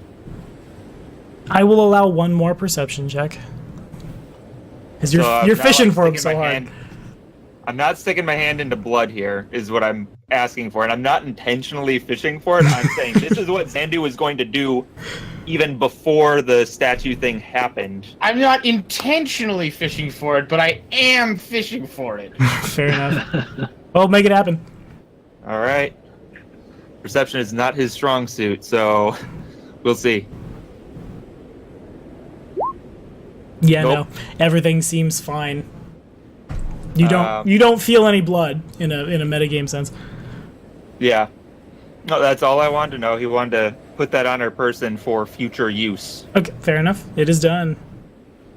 He had a specific he's one he busy was going to doing- put on her as well, because I have 7 of them. Okay.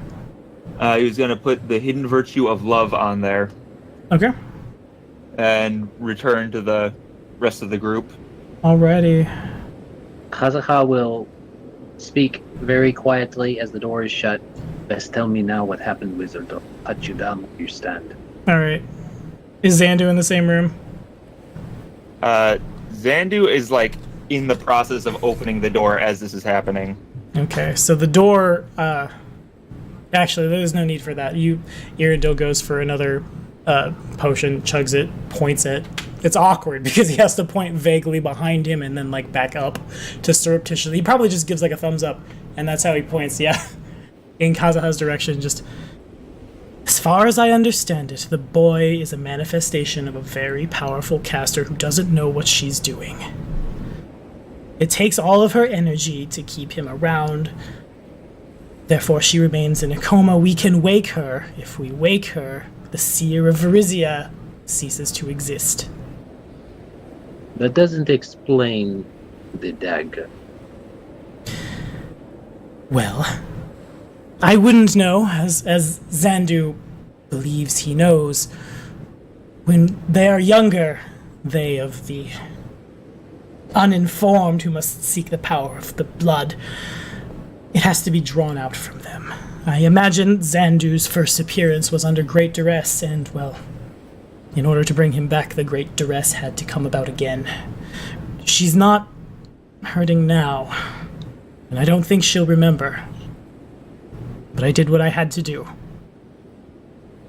So she lives. She lives. And then he finishes sheathing his sword. Okay. And was all of that going on in message? Yeah, that's I all. know. That's all in message. Well, I was asking more for Kazaha if he was still talking out loud or not. that's fair. I was whispering. I wasn't. It's the same thing. You can hear a message because it has to be whispered. Yeah. All right, make another perception check, But it's Colin. through- We're gonna make this I happen. just- Through a check. door, which makes it quite a bit hard. Yeah, but that was taking a while because when you were starting is when he was opening the door. Yeah, there's a chance did- Xandu might have caught a little bit. So Yeah. it depends on that perception check. Yeah. It's not his best, but he'll try. Xandu remains oblivious. Yeah. Xandu is aware that Irindil and Kazaha stop at the door for a little while, but He's that's aware it. of what? You cut out? The fact that Irindil and Kazaha both have stopped on the other side of the door and they'll just go back upstairs to where it's warmer. But that's all you got. You don't hear the conversation. You don't hear like the sound of sparkling twilight being sheathed, or anything like that. All right. Arundel pops a like head and chest and hand out and is, "Hi, Xandu! I'm glad you're back. You're nice. Hi." Oh, This time, Irindil doesn't stop it. It just continues to wave. Xandu smiles at Arundel, waves back and says, "Oh, I do think it is about time for us to return to return to the castle. Of course. Well, as always, look to the Blue Kobold Emporium first for all of your magical and alchemical needs. He spreads his hands wide to reveal the desolation of his shop. Bye, Zandu! Bye, purple guy! He looks at the homunculus, knowing full well what it is, and says, "Yes, you have been a lovely creature to interact with. Ah! Very, very." It runs over and like jumps like down Earendil's arm, runs over and hugs you around the neck. I like you! You are purple! A little gray, purple. Is Yes. it because you are cold? Dangly. You feel a little cold. I am a little cold. It is Not cold. because I'm. I don't have nerves, so I don't know what cold is, yet I also mechanically would take damage from Fimbulwinter. And then goes back into Earendil and like digs into like the folds of his clothing as he just kind of like watches you guys leave. I am a generous Tommy. Mostly because the parties had to watch that, and you guys make it back to the palace with Yeah, no that trouble. took an hour in real time. How long did that take in game? Probably 2 or 3 or 4 hours. Yeah, it's probably around resting time. You guys get back, and there's several. Well, one big igloo or whatever it is these guys were trying to build has been built. It's one 20 foot diameter?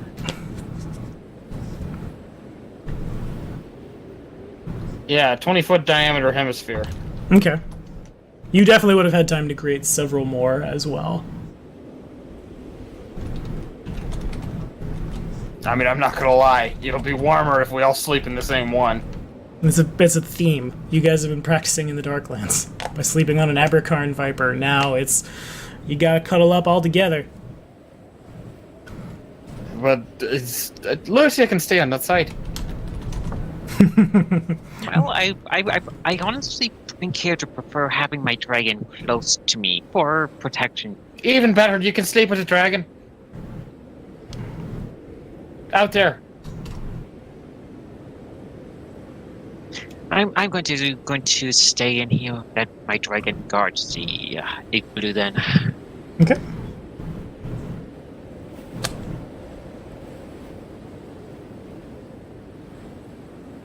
Well, if nobody has anything else they want to do, the night does pass. Night. It's kind of hard to tell what time of day it is because it's mid blizzard. It just kind of gets darker sometimes. Other than just the foreseeable pleasantries of what the hell took so long, that sort of thing. But I don't have anything to do other than re-prepare some spells. Sure. I would use the hours that is left of the day until you need to rest, learning additional withered spells. So, how long would you say it would take to make the building? It took you guys it took you guys way less time than it took Xander to do everything. It does like the casting of the spells are standard actions for the most part. It probably took you guys like 10 minutes at most because you're using magic. Oh, okay. So Lucia would have had plenty of time to craft stuff for sure. Anywho, the next day does dawn. You guys have made warm enough shelter that you're not like in danger of dying. Do we call it here? I see Pogue is saying time to wrap, and I know Kane's gotta go. Yes, indeed. Going once. I can do a short session. That'll be fine. There's a lot of What content happened? in that session. Where Kane has to go, and Oh, you guys were both on sorry. bird. We could keep Did going. not realize. We could play for another hour. Science Kane. Oh, I can't do math. I'm sorry. Oh! You're saying time to go because you think that we're not quite. Yeah. No, we can definitely Sorry. keep going. You're fine. No, we're good. Okay, We're good. fair enough I'm then. good. Grognard does not stop us. The next day dawns. What is your next move, team? No one enters or exits the palace during this All time. right. So I still want to know about getting those spells cast on my stuff permanently. Did the guys from the Blue Cobalt bring anything good back? They did not. There was I can't- nothing. There was nothing good to bring back. Everything is burning. guys are killing me. Well, I think the cold is killing us faster. I'm not sure about that. All right. So, what happened over there? Like, just you have the fox girl thing. What's up with that? What's up with the little figurine? What's up with all the magic stuff, man? And for the record, I'm going to say that versatile weapon costs as much as Magic Fang does, 2,500 apiece. So what? 2,500 apiece to get your weapon, versatile weapon, the same price as a Magic Fang. That seems fair to me because it's not game breaking. It just lets you swashbuckle with it. Okay. You know,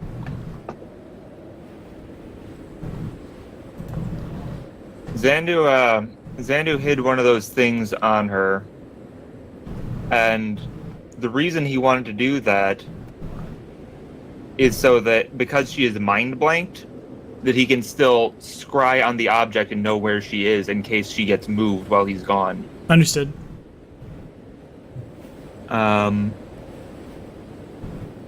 But in the meantime, he did have some questions that I'm probably going to have to write down for next session that he wanted to use the other divination sticks to burn to try and get answers from. Okay. He'll use automatic writing first, but that's it. Okay, understood. The main objective that Lucia wants done for the day, mostly, is either we come up with a decision if we want to use Torque Favor or find a way to make winter clothing. Especially when you're out in the cold and don't have access to a town or city resources, we are alone in the cold there. Yeah, it will kill you very quickly. So who can we sell stuff to is the question. I had a lot of stuff to sell. Tommy, one of the 5th level spells I know is Summon Genie, so would you allow me to use the Summon Genie spell to summon a Genie Merchant, or that? No, you may not. I believe we've had this conversation. There's... I was just asking with the Summon spell, but I didn't know if it applied to all summon spells. Yes, it does. The Outer Planes are busy fighting for your survival, and also their survival.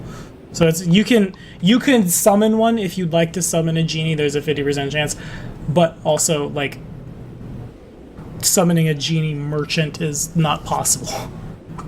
They don't care about the economy right now. They care about fighting whatever is fighting them in the plane of wherever that genie comes from. So is there a tailor shop or some type of big clothing store in the city we can potentially loot for supplies? Roll knowledge local.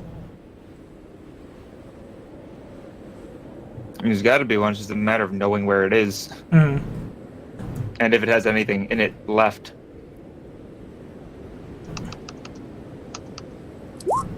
27, so 31. Assuming the +4 is already there. Okay, so with a 27, yeah, no, Kathir is one end of Pathfinder's equivalent of the Silk Road. Anything that can be bought in Kathir. It's a matter of finding it, and it's a matter of have people not already just looted the place. Because you assume that people are still living in Kathir. It's just like, at this point, they will have taken anything that can keep them warm or burn and just gone to ground. Would we have a rough idea where clothing shops would be, or any shops like that be in the city? Not really. Most of Kathir isn't shops. It's just a big open bazaar. And a big open bazaar, when the wind kicks up, means that the stuff probably went all over Kathir and then was just eventually looted. Do we want to divide up the group and look for any tailor shops in the city? Yeah, we could do that. I don't know if I feel like those stores would have been picked clean by now. I mean, any place that'll sell fabric has probably been picked clean. That tracks. If what we've seen so far is any indication. Most of the places been raided, so probably not much chance finding winter clothing, but it doesn't hurt to look. So Kathir has a population of like just over 130,000 people. It's a pretty big city. It's one of the biggest cities in the Inner Sea region. And that population has, well, you don't know where they are now, but like when the rebellion came through here, obviously there were a lot of foreign people hanging out here. Now they're gone. So it does track that Kathir has just been looted and people have gone off somewhere. And also, like, anything that can be burned is probably gone. Yeah, you are cutting out real bad. Ugh, boo. Okay, so Kathir is a big city. Lots of people live here. Lots of things that have probably been taken already.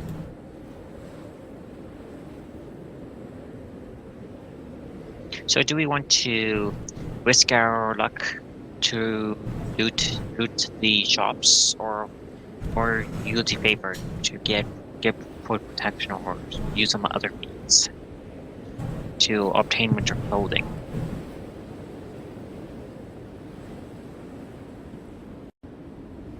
It's up to you guys. Well, the city has been picked over. I'm not sure what we can do for winter clothing. Aside from Tolk. Yeah, and that'd be a better favor to just be like, hey, can it not be cold anymore? Other than, I would like 5 parkas, please.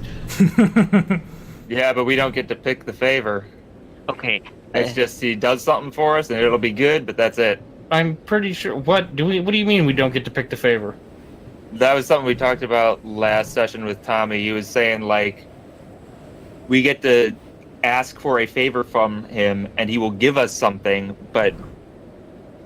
And this is mostly because you guys assume that all of the native outsiders and other outsiders and gods and stuff, like, their resources are very taxed right now. Especially, like, there's probably a lot of people asking Tolk for help because Tolk is associated with survival in the winter.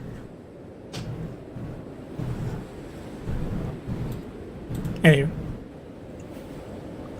Well, it feels like our options are burn our Gilligan or go back underground.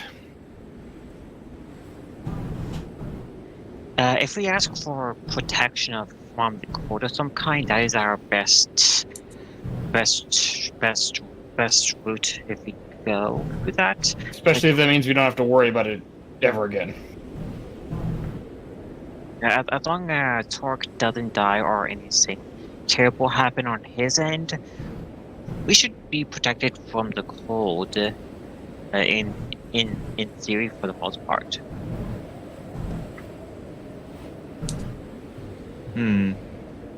So one vote for using the favor. So, what the other votes for? Against or for? I don't know. I don't have a favor.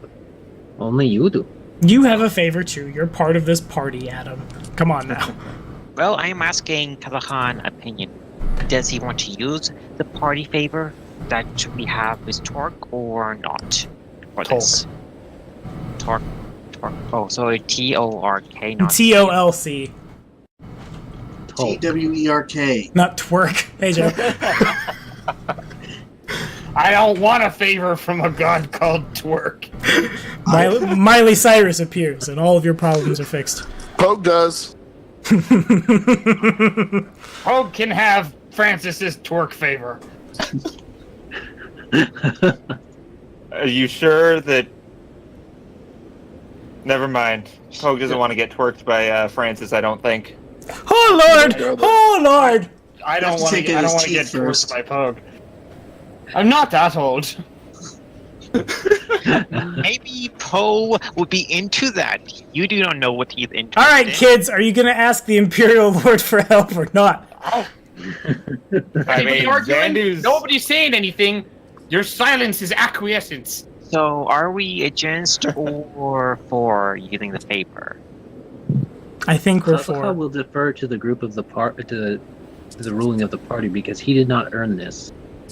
So, I mean, Zandu thinks that now is as good a time as any to use it because the world's going to end and it's the amount of people asking for favors from him is just going to get more and more and more and more unless people are dying off, but his resources are going to get more and more and more strained as time goes on. All What are right, we so asking for? that's 3. We're gonna ask Tolk to make us not freeze to death. Okay, so unless somebody stops me, Tulk doesn't appear so much as like the snowstorm opens for a little bit, and you see the outline of what might be the Imperial Lord in question, as well as his sleigh with his reindeer, because he was very Santa-y for a while. You guys all feel like you're kind of like picked up bodily a little bit, like you stop, like your feet cease to touch the ground for a couple of seconds, and then you set back down. As you do so, you feel a little better. It's still really cold out, but the pain associated with the wind and the snow and all of that blowing around does not seem to phase you quite as much. And then in the blink of an eye, the shadow where Tolk was maybe standing is gone. In a mechanical sense, everybody in the party, this includes the dragon, this includes Dalek, this includes anybody who's on the board, gets cold resistance 5 that Fimbulwinter can't break. It won't stop it does not stop the non-lethal damage that you take. It doesn't stop the exhaustion. It doesn't stop, like if I roll a 6, you're taking 1 cold damage, but that's as much as he can pull off. I'll take it. It also attracts, like, you guys could probably figure out the reason you aren't seeing the god appear before you is because he does not want to be seen. It's like things are bad all over. Can we ask him if he knows where there's a store nearby? He's gone. Also, he probably wouldn't know. Hey man, where do we go shopping? To the closest Walgreens. That's your favorite. A CVS, anything. I really Y'all need got a my Walmart around here somewheres? It's been more than 30 minutes. They're probably wondering where I am. They dropped it off 40 minutes ago. It's pretty bad.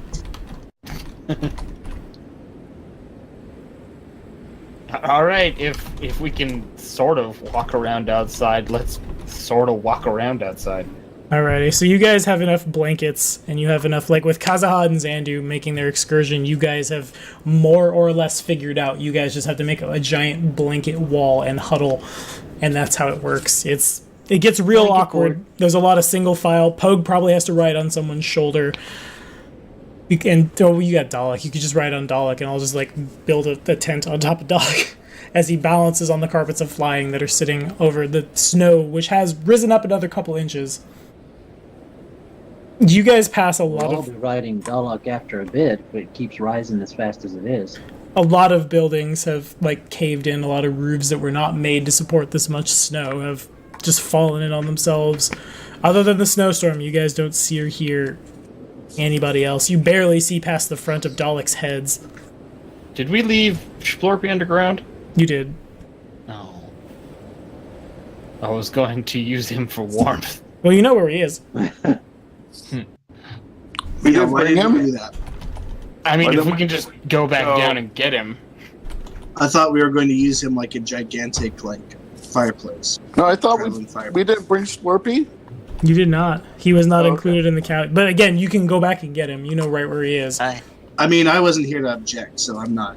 I would Angry, but- I would like to deal with the Yarva ghost to see what his intentions are coming back from the grave. I like that we've all just kind of ignored the floating translucent Yarva. Yeah, I am surprised. He's There's- he's got like a leash around his foot, so his body doesn't float off. You know, He's the Force Ghost. floating back. Okay, so Lucia turns to Yarva. Yarva doesn't say anything. Are we actively protecting the ghost that's inhabited Yarva's dead body with blankets? I want to figure out why he. First, answer my question. If he's a. Does he need him? Does he? I need to. Do I need to roll if He- he's protected? No, it's not a roll. It's a do you want to do it before you leave the palace? Sure. Okay. Sure, why not? So we're going to assume he was, because he's a ghost that's inhabited his former body and is floating around. And if you want to leave all that flesh to get frozen, you certainly can. Anyway, he That just, would He's stop just a the white, smell. You know, he's just a white. continues to float. I want to deal with Jarva. what is his purpose on the plane here, or do we need to put him to rest so he can go back to the plane he came from? Hard to say. He's not saying a word. I prepare one of my spells for the hour to use on him. Later, speak with dead on him. So. Okay. You want to cast it now? Yeah. So I have. It's one question for 2 caster levels, so 4. So I want to know. And I'm about 90. Hold on. Stop. I'm gonna double check this. Target is one dead creature. An undead creature does not fall in this purview. He's not a corpse. Well, he's kind of a corpse, but he's sentient enough that it doesn't work. I was pretty sure. I had to double check though. For what? General repose? For the purpose of speak with dead. Can you just message him? Would I think message work or Try it. It's a Do I- cantrip. Yeah, it's a cantrip. Just do it. yeah, I'm going to try message. So did that work? Okay, yeah, it works. You established the connection. You pointed him and whisper your questions, and he doesn't say anything. So I'm going to roll knowledge religion to figure out how can I talk to him. Okay.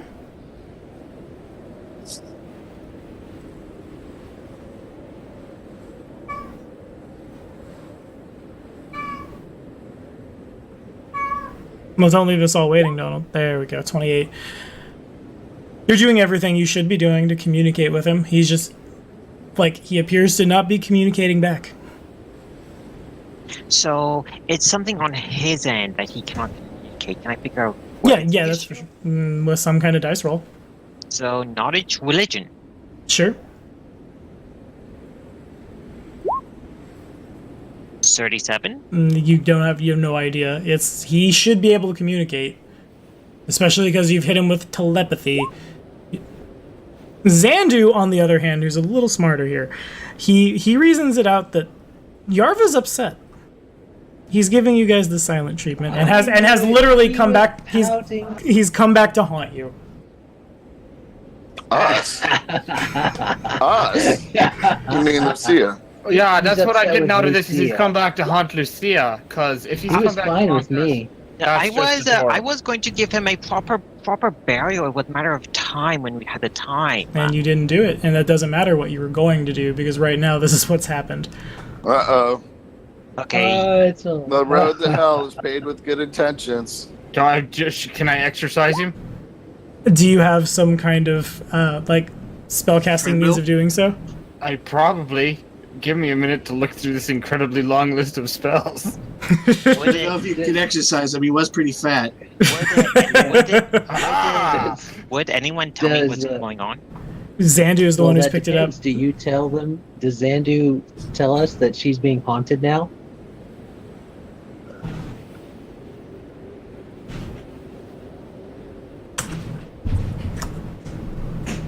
But don't leave us in suspense, Colin.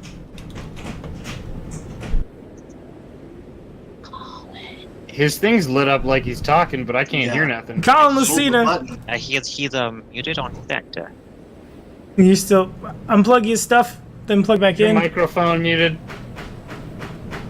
Press it. Push it real good.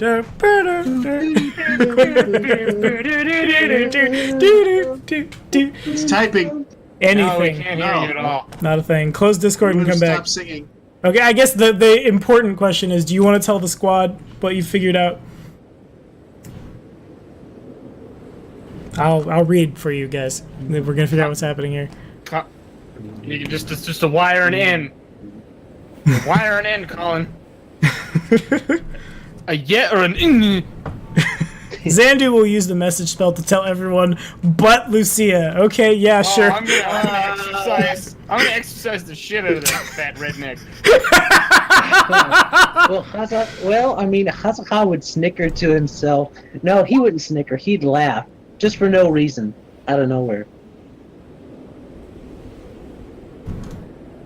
The thing that I tried to do for him, and this is how how he treated me. I took him under my apprenticeship. I taught him how to use magic, and this is how he treat me. But that is out of character. No, Well, I mean, that's the he player makes fussing. living that way. You should have made him an honest apprentice. Yeah, well, You should have made him an offer he could not refuse. You shouldn't have taken him to a place where he was certain to die. To die, yes. Shouldn't have left Well, him on I that mean- boat. Anyway, I mean, You knew him for 3 weeks and you left him to die. And you left him along with Hamid. Yep. Oh. That's become an entirely different railing on Yarva. Anywho. So, Francis... Loving railing. Yeah. We love Josh. He's a good guy. Josh, you're out there. What's up, buddy? Miss you. Anywho. Does Francis have some spell that he can cast to... I was just looking at it the other minute, but I can't find it now. purchase. So I guess I'll exercise him later, but it's gonna happen. Alright, fair enough. Why don't you just cleric him? I mean, Can Lucia make a quick Channel sense that motive positive. check for me? Well, because I'm a druid. Shut up. Yeah. Shoot it! Who was casting positive energy shit earlier? Sorry about the 27 sense motive. Now, hold up. Colin, you there? You're still pinging. Okay, so Donald gets the feeling that, or Lucy gets the feeling that everybody has some kind of, everybody has some kind of secret. That there's something going on, and nobody's I telling mean, you. Hazaha laughed out loud to himself for no reason. DC's real So, I low. mean, DC's real low. Something is the matter here.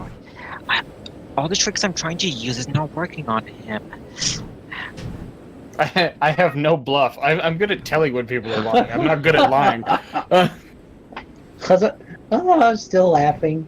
If it I have happens at the complaints. if the message comes in at the same time, Francis probably actually laughs at the same time. I am going to sense Kazahan what his laughter is. There's no need. Well, you with that 27, you have clearly determined that everyone in the party is onto something that you're not, and you're the butt of the joke.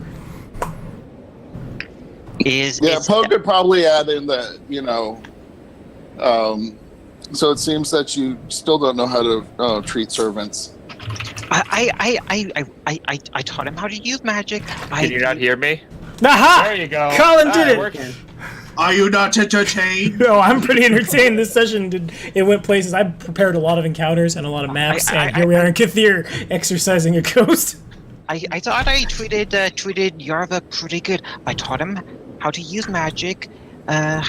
Took him under my tutelage. And why is he treating me like this? I did nothing to cause him to hate me.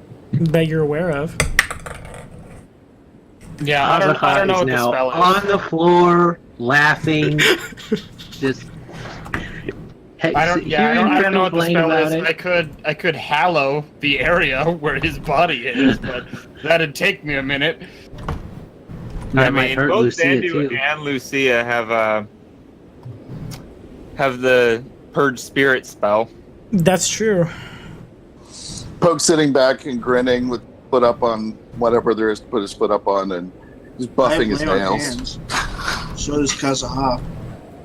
Yarva, I do not appreciate this attitude you are giving me. Why are you giving me this attitude? What did I do wrong to you? That sounds like it's a so social many check. things. Social So check if I many ever heard things. one. Diplomacy. Sure.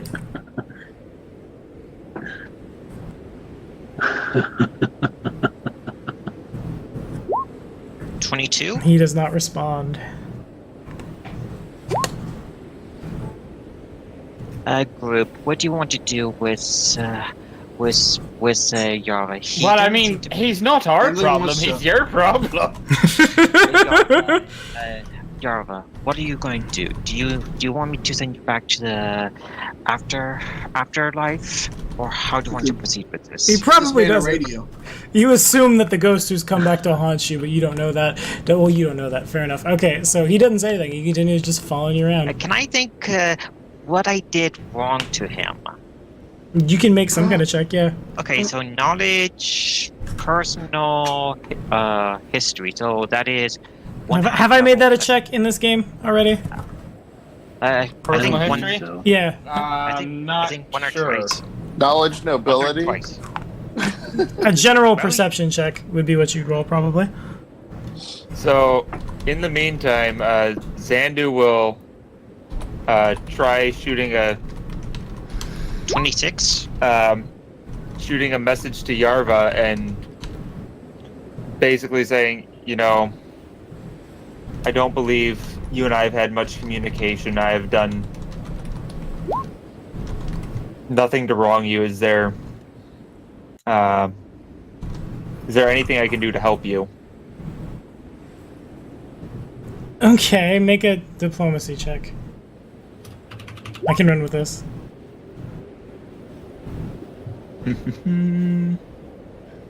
Zandu's bluff is a little bit better, but diplomacy is also okay. 25. 25. Yarva turns towards Zandu. And he just, in Zandu's head, Zandu just hears, give it time, comrade. It is funny. He speaks with a much more, he's a lot more put together than he was as a simpleton who ended up being kind of zombie stuff.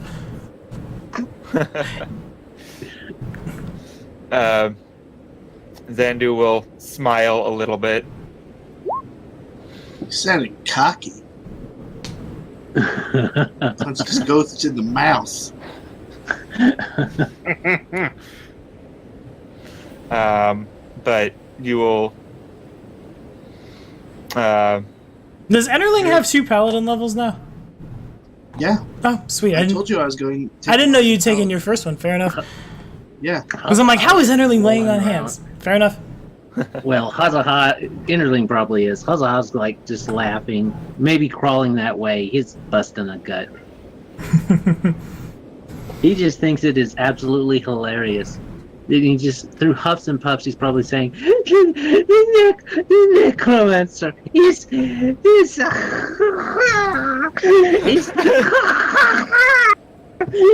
haunted. Kazahana, Lucia would looking annoyed. What is so funny about this? It's great. Now we have a Kazaha. Kazahan, what is so hilarious? Yarva is hilarious. I need to know if Yarva Ghost is going to cause a problem for the group. Oh, I don't know. Not as much as for you.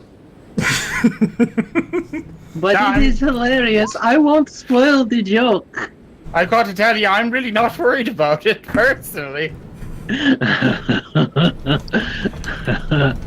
I kind of think that having a powerful undead force walking with us might make us a bit more of a target for those who believe they worship Serenray. To say nothing of the dragon, who probably also finds this a little funny.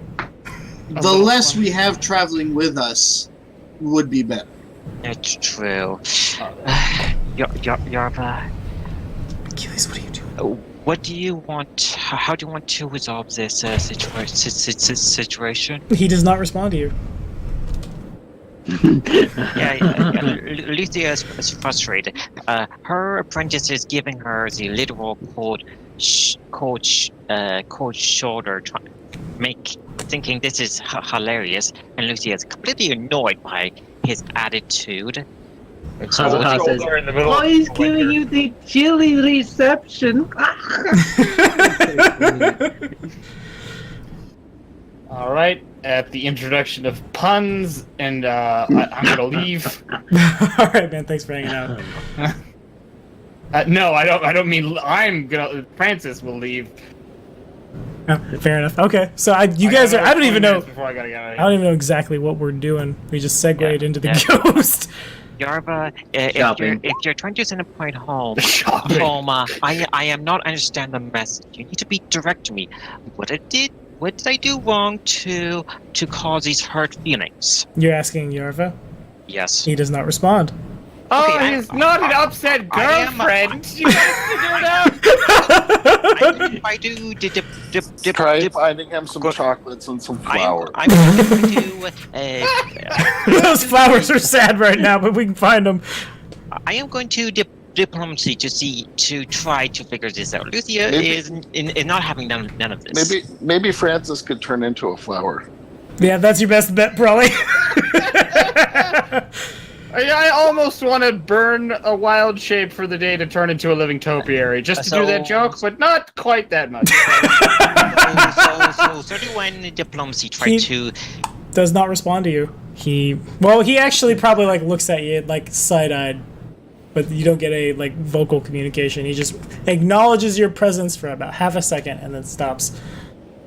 Continues just floating around. Actually, he probably floats, like, just right behind you, like, uncomfortably behind you. Whereas, like, his porcine gut is sitting, like, on your shoulder, almost. If this is about you dying in the Darklands, I try to protect you. He doesn't say a word. Actually, we were talking about how ectoplasm is probably his throw up. That's what happens. He kind of he puts his hand in his mouth and he does not have a gag reflex, but he's able to. Some vomit comes out. And he just a little bit of ectoplasm on your other shoulder. It's not projectile. It's just like a slow stream. Like Lucia is annoyed at this. She's going to cast precision to get it off and then get her dragon off. I'm going to need some personal space, and Lucia just walk off with her dragon. He's gonna just keep floating with his belly on your shoulder. It's probably kind of warm. Yarba and also to note, to walk off by yourself is to expose yourself to a lot of cold. I said I The have other a corner of the tent. dragon. Yeah, it doesn't matter if you take your, like, the party is all together, or the individuals who go not in the wallow blankets are starting to make fort saves. Okay, I would bow close by. Okay, so then make a fort save. She'll be on the. So what's happening is on the edge of the blankets is what she means instead of in the middle. Is that what she means? I don't know. Apparently not. So outside of it. So 17, 16, Okay. and then Yeah, you're fine for now. You leave the comfort, and your dragon needs to make a fly check.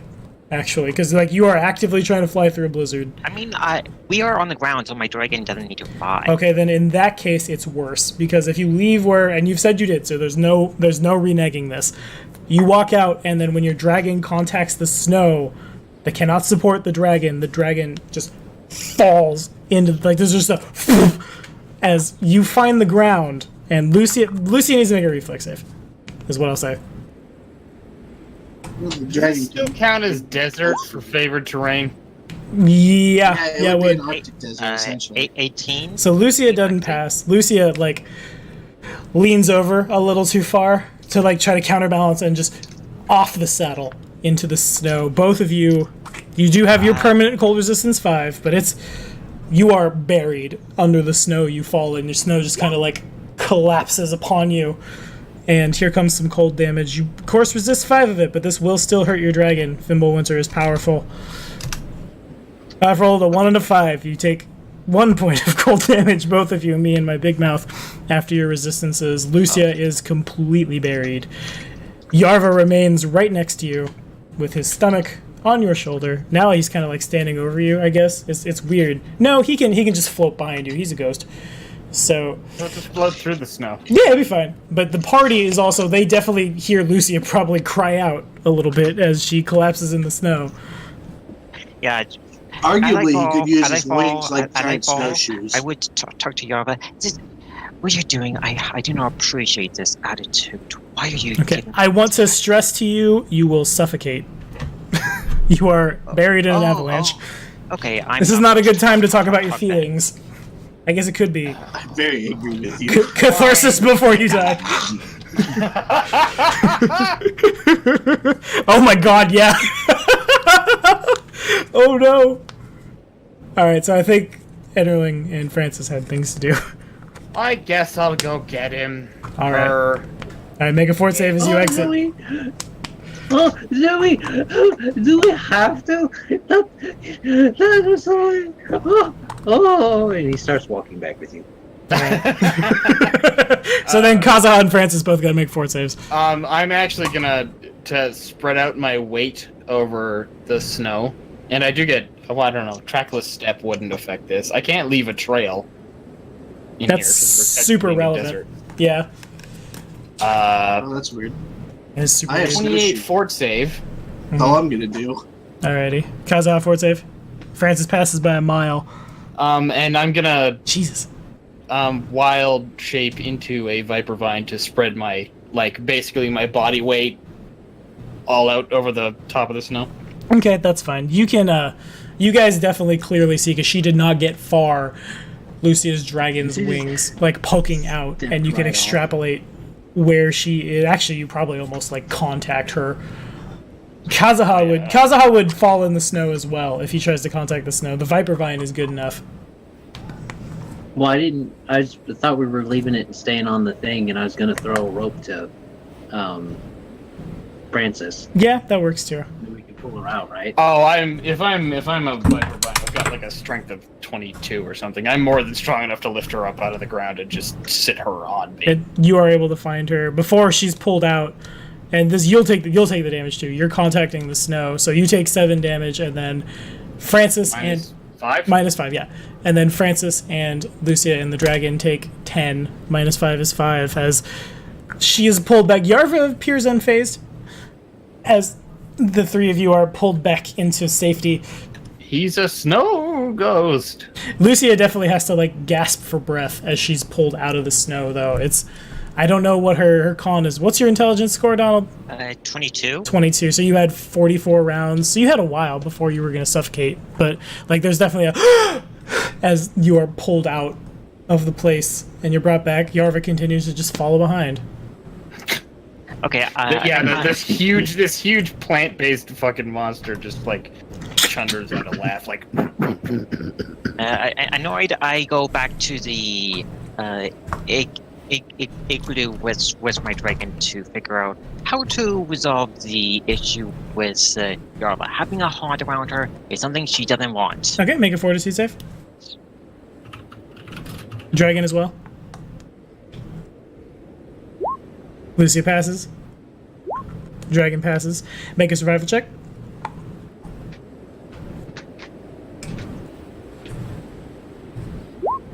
Okay, so you get completely, hopelessly lost as you storm off back towards the igloo. You guys had made quite a bit of ground. I thought I wasn't far from the igloo. It's far enough in a blizzard. You're going back to the palace? He's going back to the palace, and he gets. Make a fortitude save. You get hopelessly lost. You have to cross through a pretty open bazaar where all of the floor is covered in rugs. Sure. I said that I picked Lucy up. Mana drain. Yeah, mana. It resolves. Force of will. I said that I picked Lucy up and put her on my back. All of those tendrils have grapple. If she tries to get off, like she's not going. Going back to the building. Do you resist Francis's grapple? No. Nope. Then you're not going there. What happens is you get pulled back into the wall of blankets on top of Dalek, along with your dragon probably follows you unless you want to start attacking Francis. And that's awkward. My dragon would. Can you actually get out? Yeah, no, there's nothing stopping your dragon. Yeah, my dragon with his strength score, he could dig himself out eventually. There was nothing stopping him in the first place because he's large and the snow's only like 4 feet deep. It's just inconvenient and cold for him. For you fell in. Yeah, he would dig himself out. Not a lot of dig. You just gotta fly up. So what are we going? So he would fly out. So Francis. So what are we going to? Going back into the Darklands and then back to the grove. What's the plan? I'm pretty sure Francis can't talk.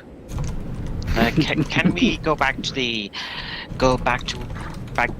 igloo or where it's safe? I assume he would understand what I'm saying. Oh yeah, I know. I can understand you. I just can't talk back. He's a good listener right now. Which is very convenient because I don't want to talk to you. Can we go? Much more funny to laugh at you. Well, you have me. So where are we going now? Well, I'm taking you back to the blanket fort. Blanket fort. Oh, okay. So is that the igloo then? No, the igloo. No. We need the igloo back in the palace. Everybody picked a blanket that shopping. formed like a protective surface. Oh, I thought we made the igloo outside. Yes, but you didn't take it with you. Do we not bring that big stone shield with us? Yeah. Did we not bring that with us? You did not. Stone shield. You guys had used it to Yeah, protect yourself from radiation. Yeah, and I had been asking about how insulative it was. Yeah, no, we It didn't. was kind of good at doing that. And we were like, oh, okay. The next time we can make a kind of a traveling house. Like, oh, okay. And then you guys just kind of forgot about that. Yeah, that's what Remember happened. That's exactly what happened. We do that. You could go back and grab it. You know where it is. Or we can just leave it there for when we need it there. We have to go Oh, back yeah. for my car anyway. True. I can't remember where I parked. You don't need your car during Fimbulwinter, and Man. you certainly don't need it during Ragnarok. A hover car would get you No. through Fimbulwinter real good, but What a if I hover wanted car to with take no it off top and is the jumps coldest. While I kill giants. This is the worst ever. As a man who owns a convertible and sometimes has No, it down we in the can't winter. hear I you. can't hear you. Are I you wonder pressing if you could buttons use again? your... Hey, Lance to it. No, you're not even lighting up in Discord anymore, Colin. Oh, there it is. Speak. Bark. Bark, bark, bark. Bork! Breathe. You must speak. Am in I a way speaking? We can hear. Colin, did you mute Get You the must Yeah. learn the language of the trees. Did you Let it go through your did you, larynx. press the wrong button on your headset? He doesn't have a headset. He uses a Blue Yeti. On his mic. Because he's He not might a have savage. pressed the button on his mic. Dang. So where did the party want to go? So Luthia thinks how to figure the issue with her apprentice. Xandu would like to go back to the igloo because he has divination to do. You guys can, like...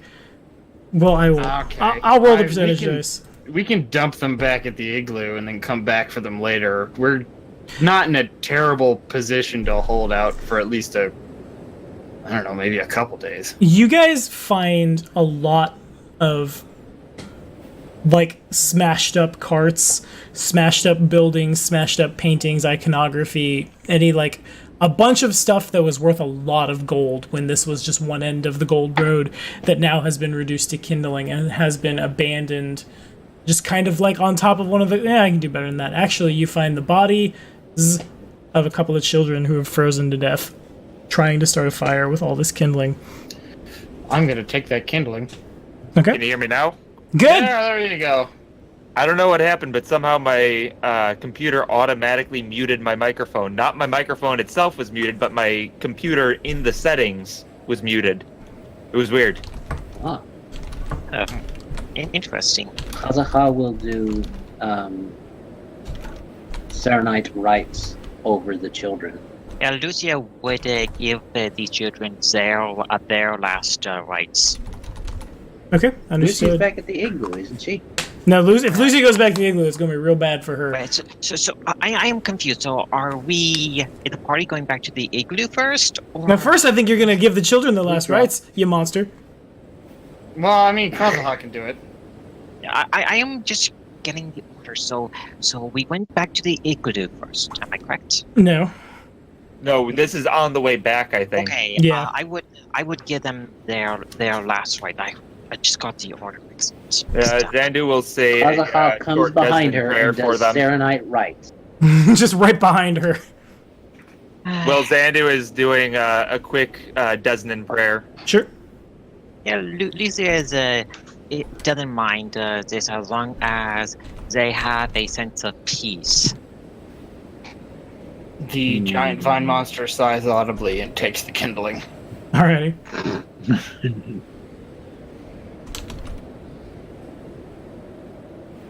So you guys do make it back to the igloo. There's probably several days worth of firewood there, probably even farther. It's going to be real hard to transport it if you want to go somewhere combative, but it's there, you have it. Okay. Do any of us have a bag of holding? Pogue does. Saves I y'all's do. butts. Plenty No. of time. So I'm back in bed all snuggled up and warm, so I don't know what you're doing. He's sleeping on Dalek. He's got like Yeah. this demonic inner warmth going on inside the thing. He sleeps in the trunk. The creature is huge. Pogue. He's Doge. You would. He could probably sleep inside Dalek's mouth and be relatively comfortable. Don't roll over in your sleep. Pogue's cousin, Poached Calzone. Poached calzone. There you go. So what do you want with the bag? Don't everyone speak up at once. Yeah, who wanted the bag of holding and why did you want it? If we're going to be making campfires in the future, might as well have kindle or wood to have fires. That was my thinking. That's fine. Yeah, I was actually going to ask how much of that kindling I could carry back with me. A lot. It's probably like I have many tendrils. you have many tendrils. Like I said, there's probably like a couple weeks worth in terms of poundage. I don't know how much that bag of holding is able to hold, but that's kind of several medium creatures. What type is it? If it's type 1, it's like 250 pounds, I believe. Okay, so that's pretty much like you'd fill it to the brim. No. What are you talking about? My bag? They want to put a bunch of firewood in It's there. not a type 1. It's Who buys Come a on, type Pogue, one? Faster than that. Pogue's got a little class.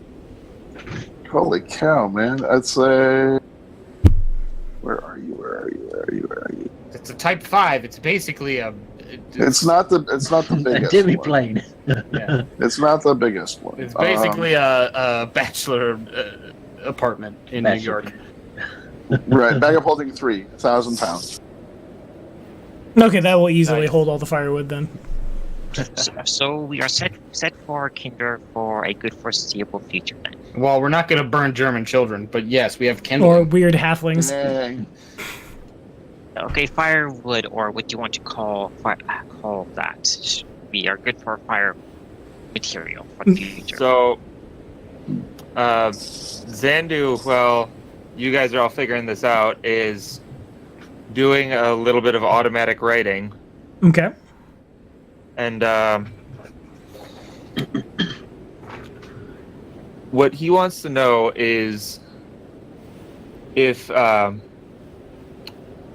Emmy's mind, body, soul, or whatever makes her is still present with her body. Okay. It is.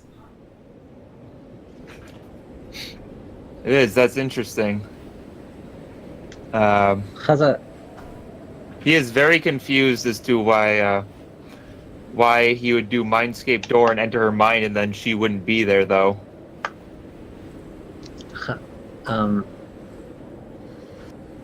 Chazaha would make a point, at some time during the evening as we're around the fire, to whisper, have a small, as private as possible conversation in an igloo, to Zandu and say, Well, that's what message is for. I don't have message. Zandu does. You Okay. could always ask him. Zandu, could we message for a second? Zandu points his finger. Oh. Ah. There's a I hit them in ascending order, you fuck! You have mail. Jesus Christ. Okay, I have to go. All right, man. Okay, bye. I'll talk to you Saturday. All right. Bye. Bye. All right. He would say, I wanted to let you know that I failed to mention that before. I like to keep my promises, and your little ward, what was her name? Emeralda? She was able to come to consciousness when you blinked away, unfortunately. But she said that she wanted me to let you know that she was okay. But of course, she unfortunately had to rest again. Zandu smiles. There's a lot of mirth within it, but he doesn't really question. He doesn't really question it much. Like, he questions why it happened when he blinked away, but the fact that Kazuha is saying it does not bother him. Like, he's no sense motive here. That's what I'm getting at. Gotcha. Yeah. That's all he says. Was the evening, Lucia, while writing additional spells down, she would think, which is so funny about the joke that Yarva is trying to pull. So I would roll knowledge history if that is appropriate. Knowledge history, you can. I mean, I'm thinking what would be appropriate personal character knowledge about people, so history would probably be the best. No, history is for, like, when battles Check happen. motives. I mean, me and Yarva have history, so I would probably No, that's not how history works, Donald. That's not how knowledge history works. The knowledge history in this case would be like, you know, To determine his ethnicity and where he Right, lives. or like 101 practical jokes that slaves play on their owners or something. Like, what about humor that Yarva found funny? Would that work? What about what? Humor. Yarva is a jokester, so I'm thinking. No. He never was. check motives. It's a sense motive check, dude. That's what it is. Yeah, that's what I meant.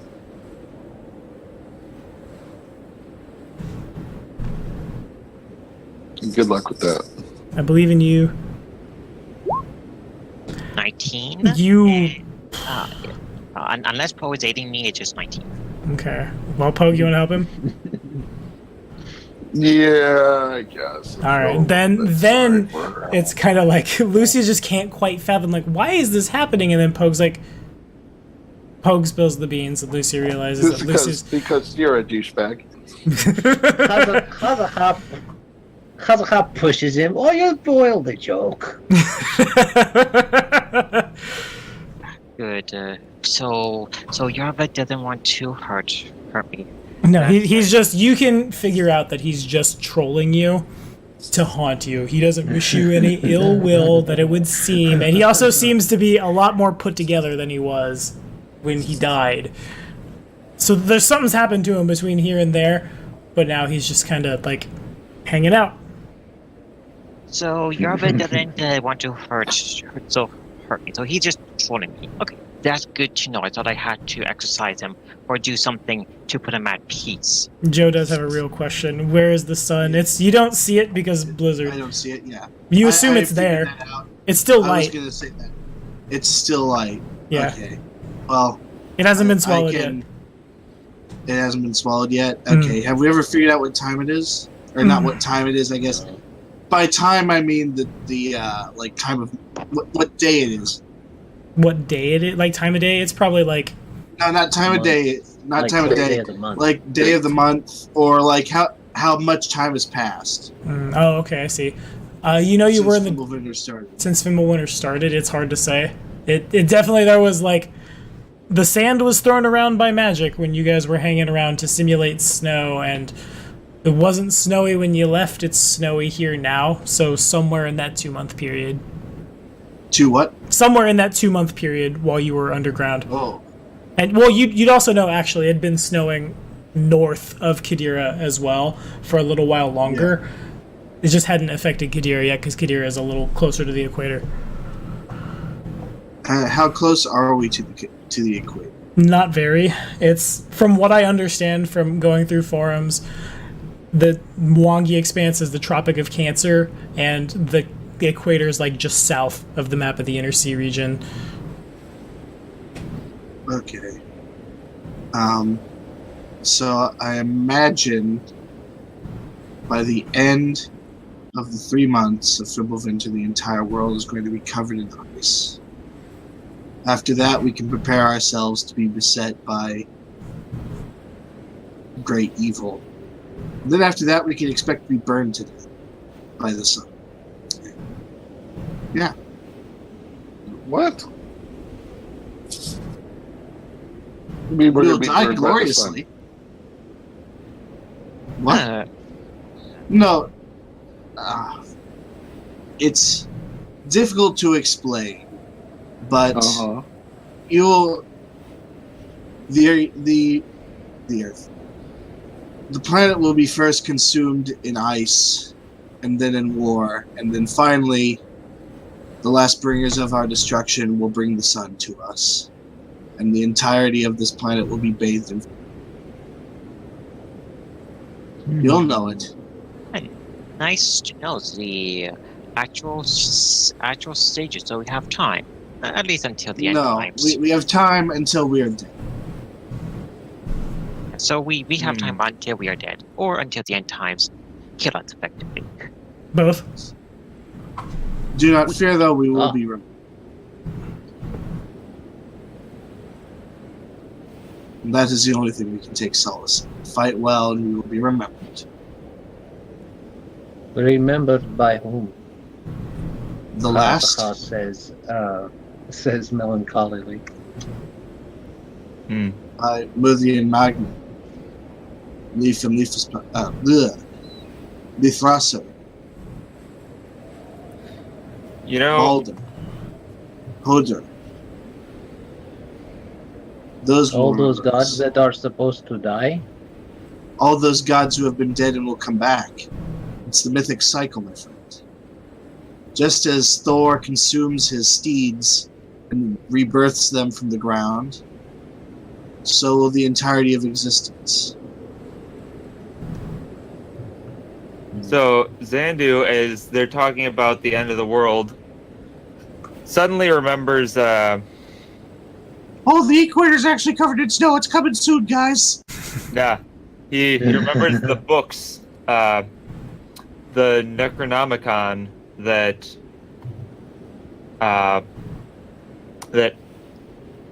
Erendel had,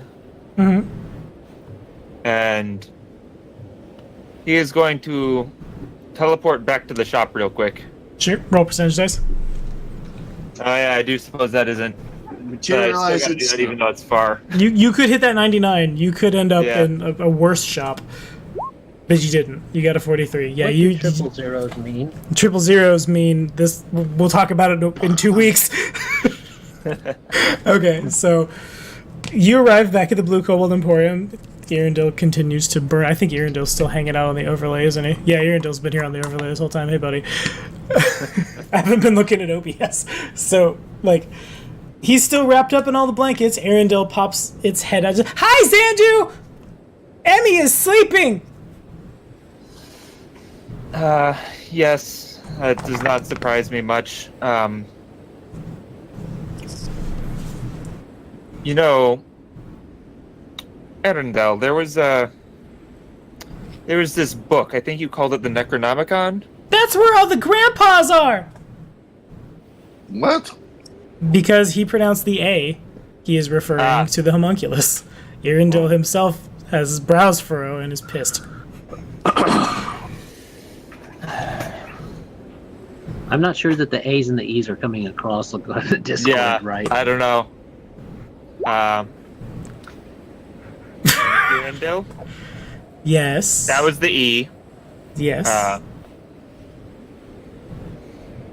Air and ear. He produces the Necronomicon. He hasn't burnt that yet. He has enough random bric-a-brac in his store to keep warm. Also, this thing probably would resent being set on fire. So, yes, I'm sure it who would. else was thinking? He sets it on the floor in front of you because there's no longer like a desk because it's been hacked up in for kindling. Yeah.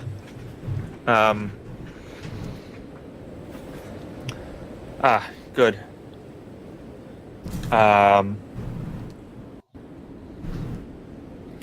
There's been a lot of talk about the end of the world and Fimbulwinter and the sun coming down to destroy Galarion.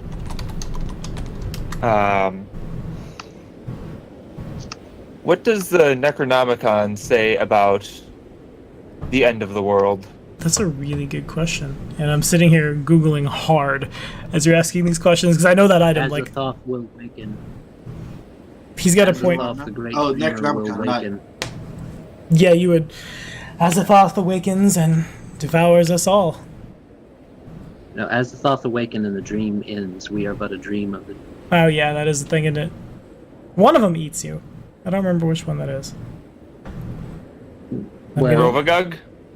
depends how you translate it. Rovagug would eat all things. He's technically related to the Lovecraftian mythos in a roundabout way. Yeah. He's the closest they had in their core deities before they decided to just like straight up incorporate the outer gods. Hmm. Mm-hmm. But yeah, that is what Arundel tells you.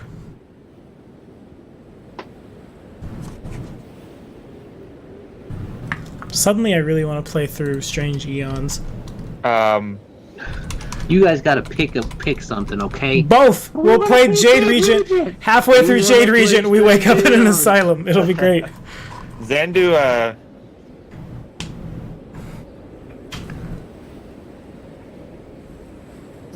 is, his head is sort of spinning, especially with this talk about awakening and sleeping and dreams and all that crazy shit. So,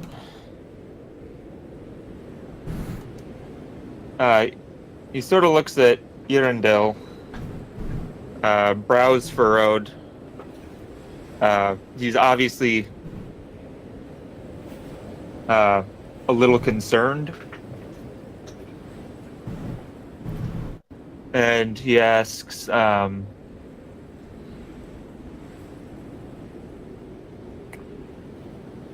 you know, the Void Weavers seem to have taken a great interest in Emeralda. Whatever is going on with these great old ones, and she has to somehow be tied to it.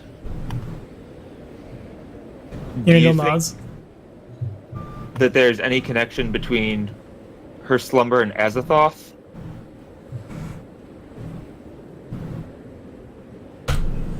That's a knowledge the planes, which he has a lot more than 16 on. Is no, we've established that. I can't think of her name. Oh no, I'm Alexing hard. Emeralda. Not Emeralda, the Void Weaver. We've established the Void Weaver is the one who's developed such an interest in your child.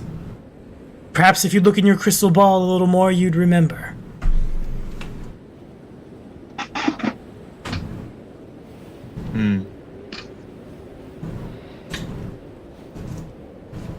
Oh, good. I'm glad that is not the case.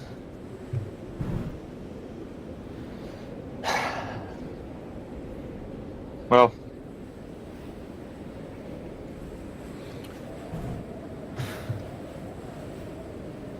I should return to the others. They were able to build an igloo, and we found some spare kindling wandering outside. If you need any, I'm sure we could spare some. He just kind of half-heartedly waves his hand to his shop at Ruins. And as you return to the party, unless you have something else you want to do. What? Yeah. Okay. Roll a D100. I got to teleport again. Oh, yeah, fair enough. Roll that D100.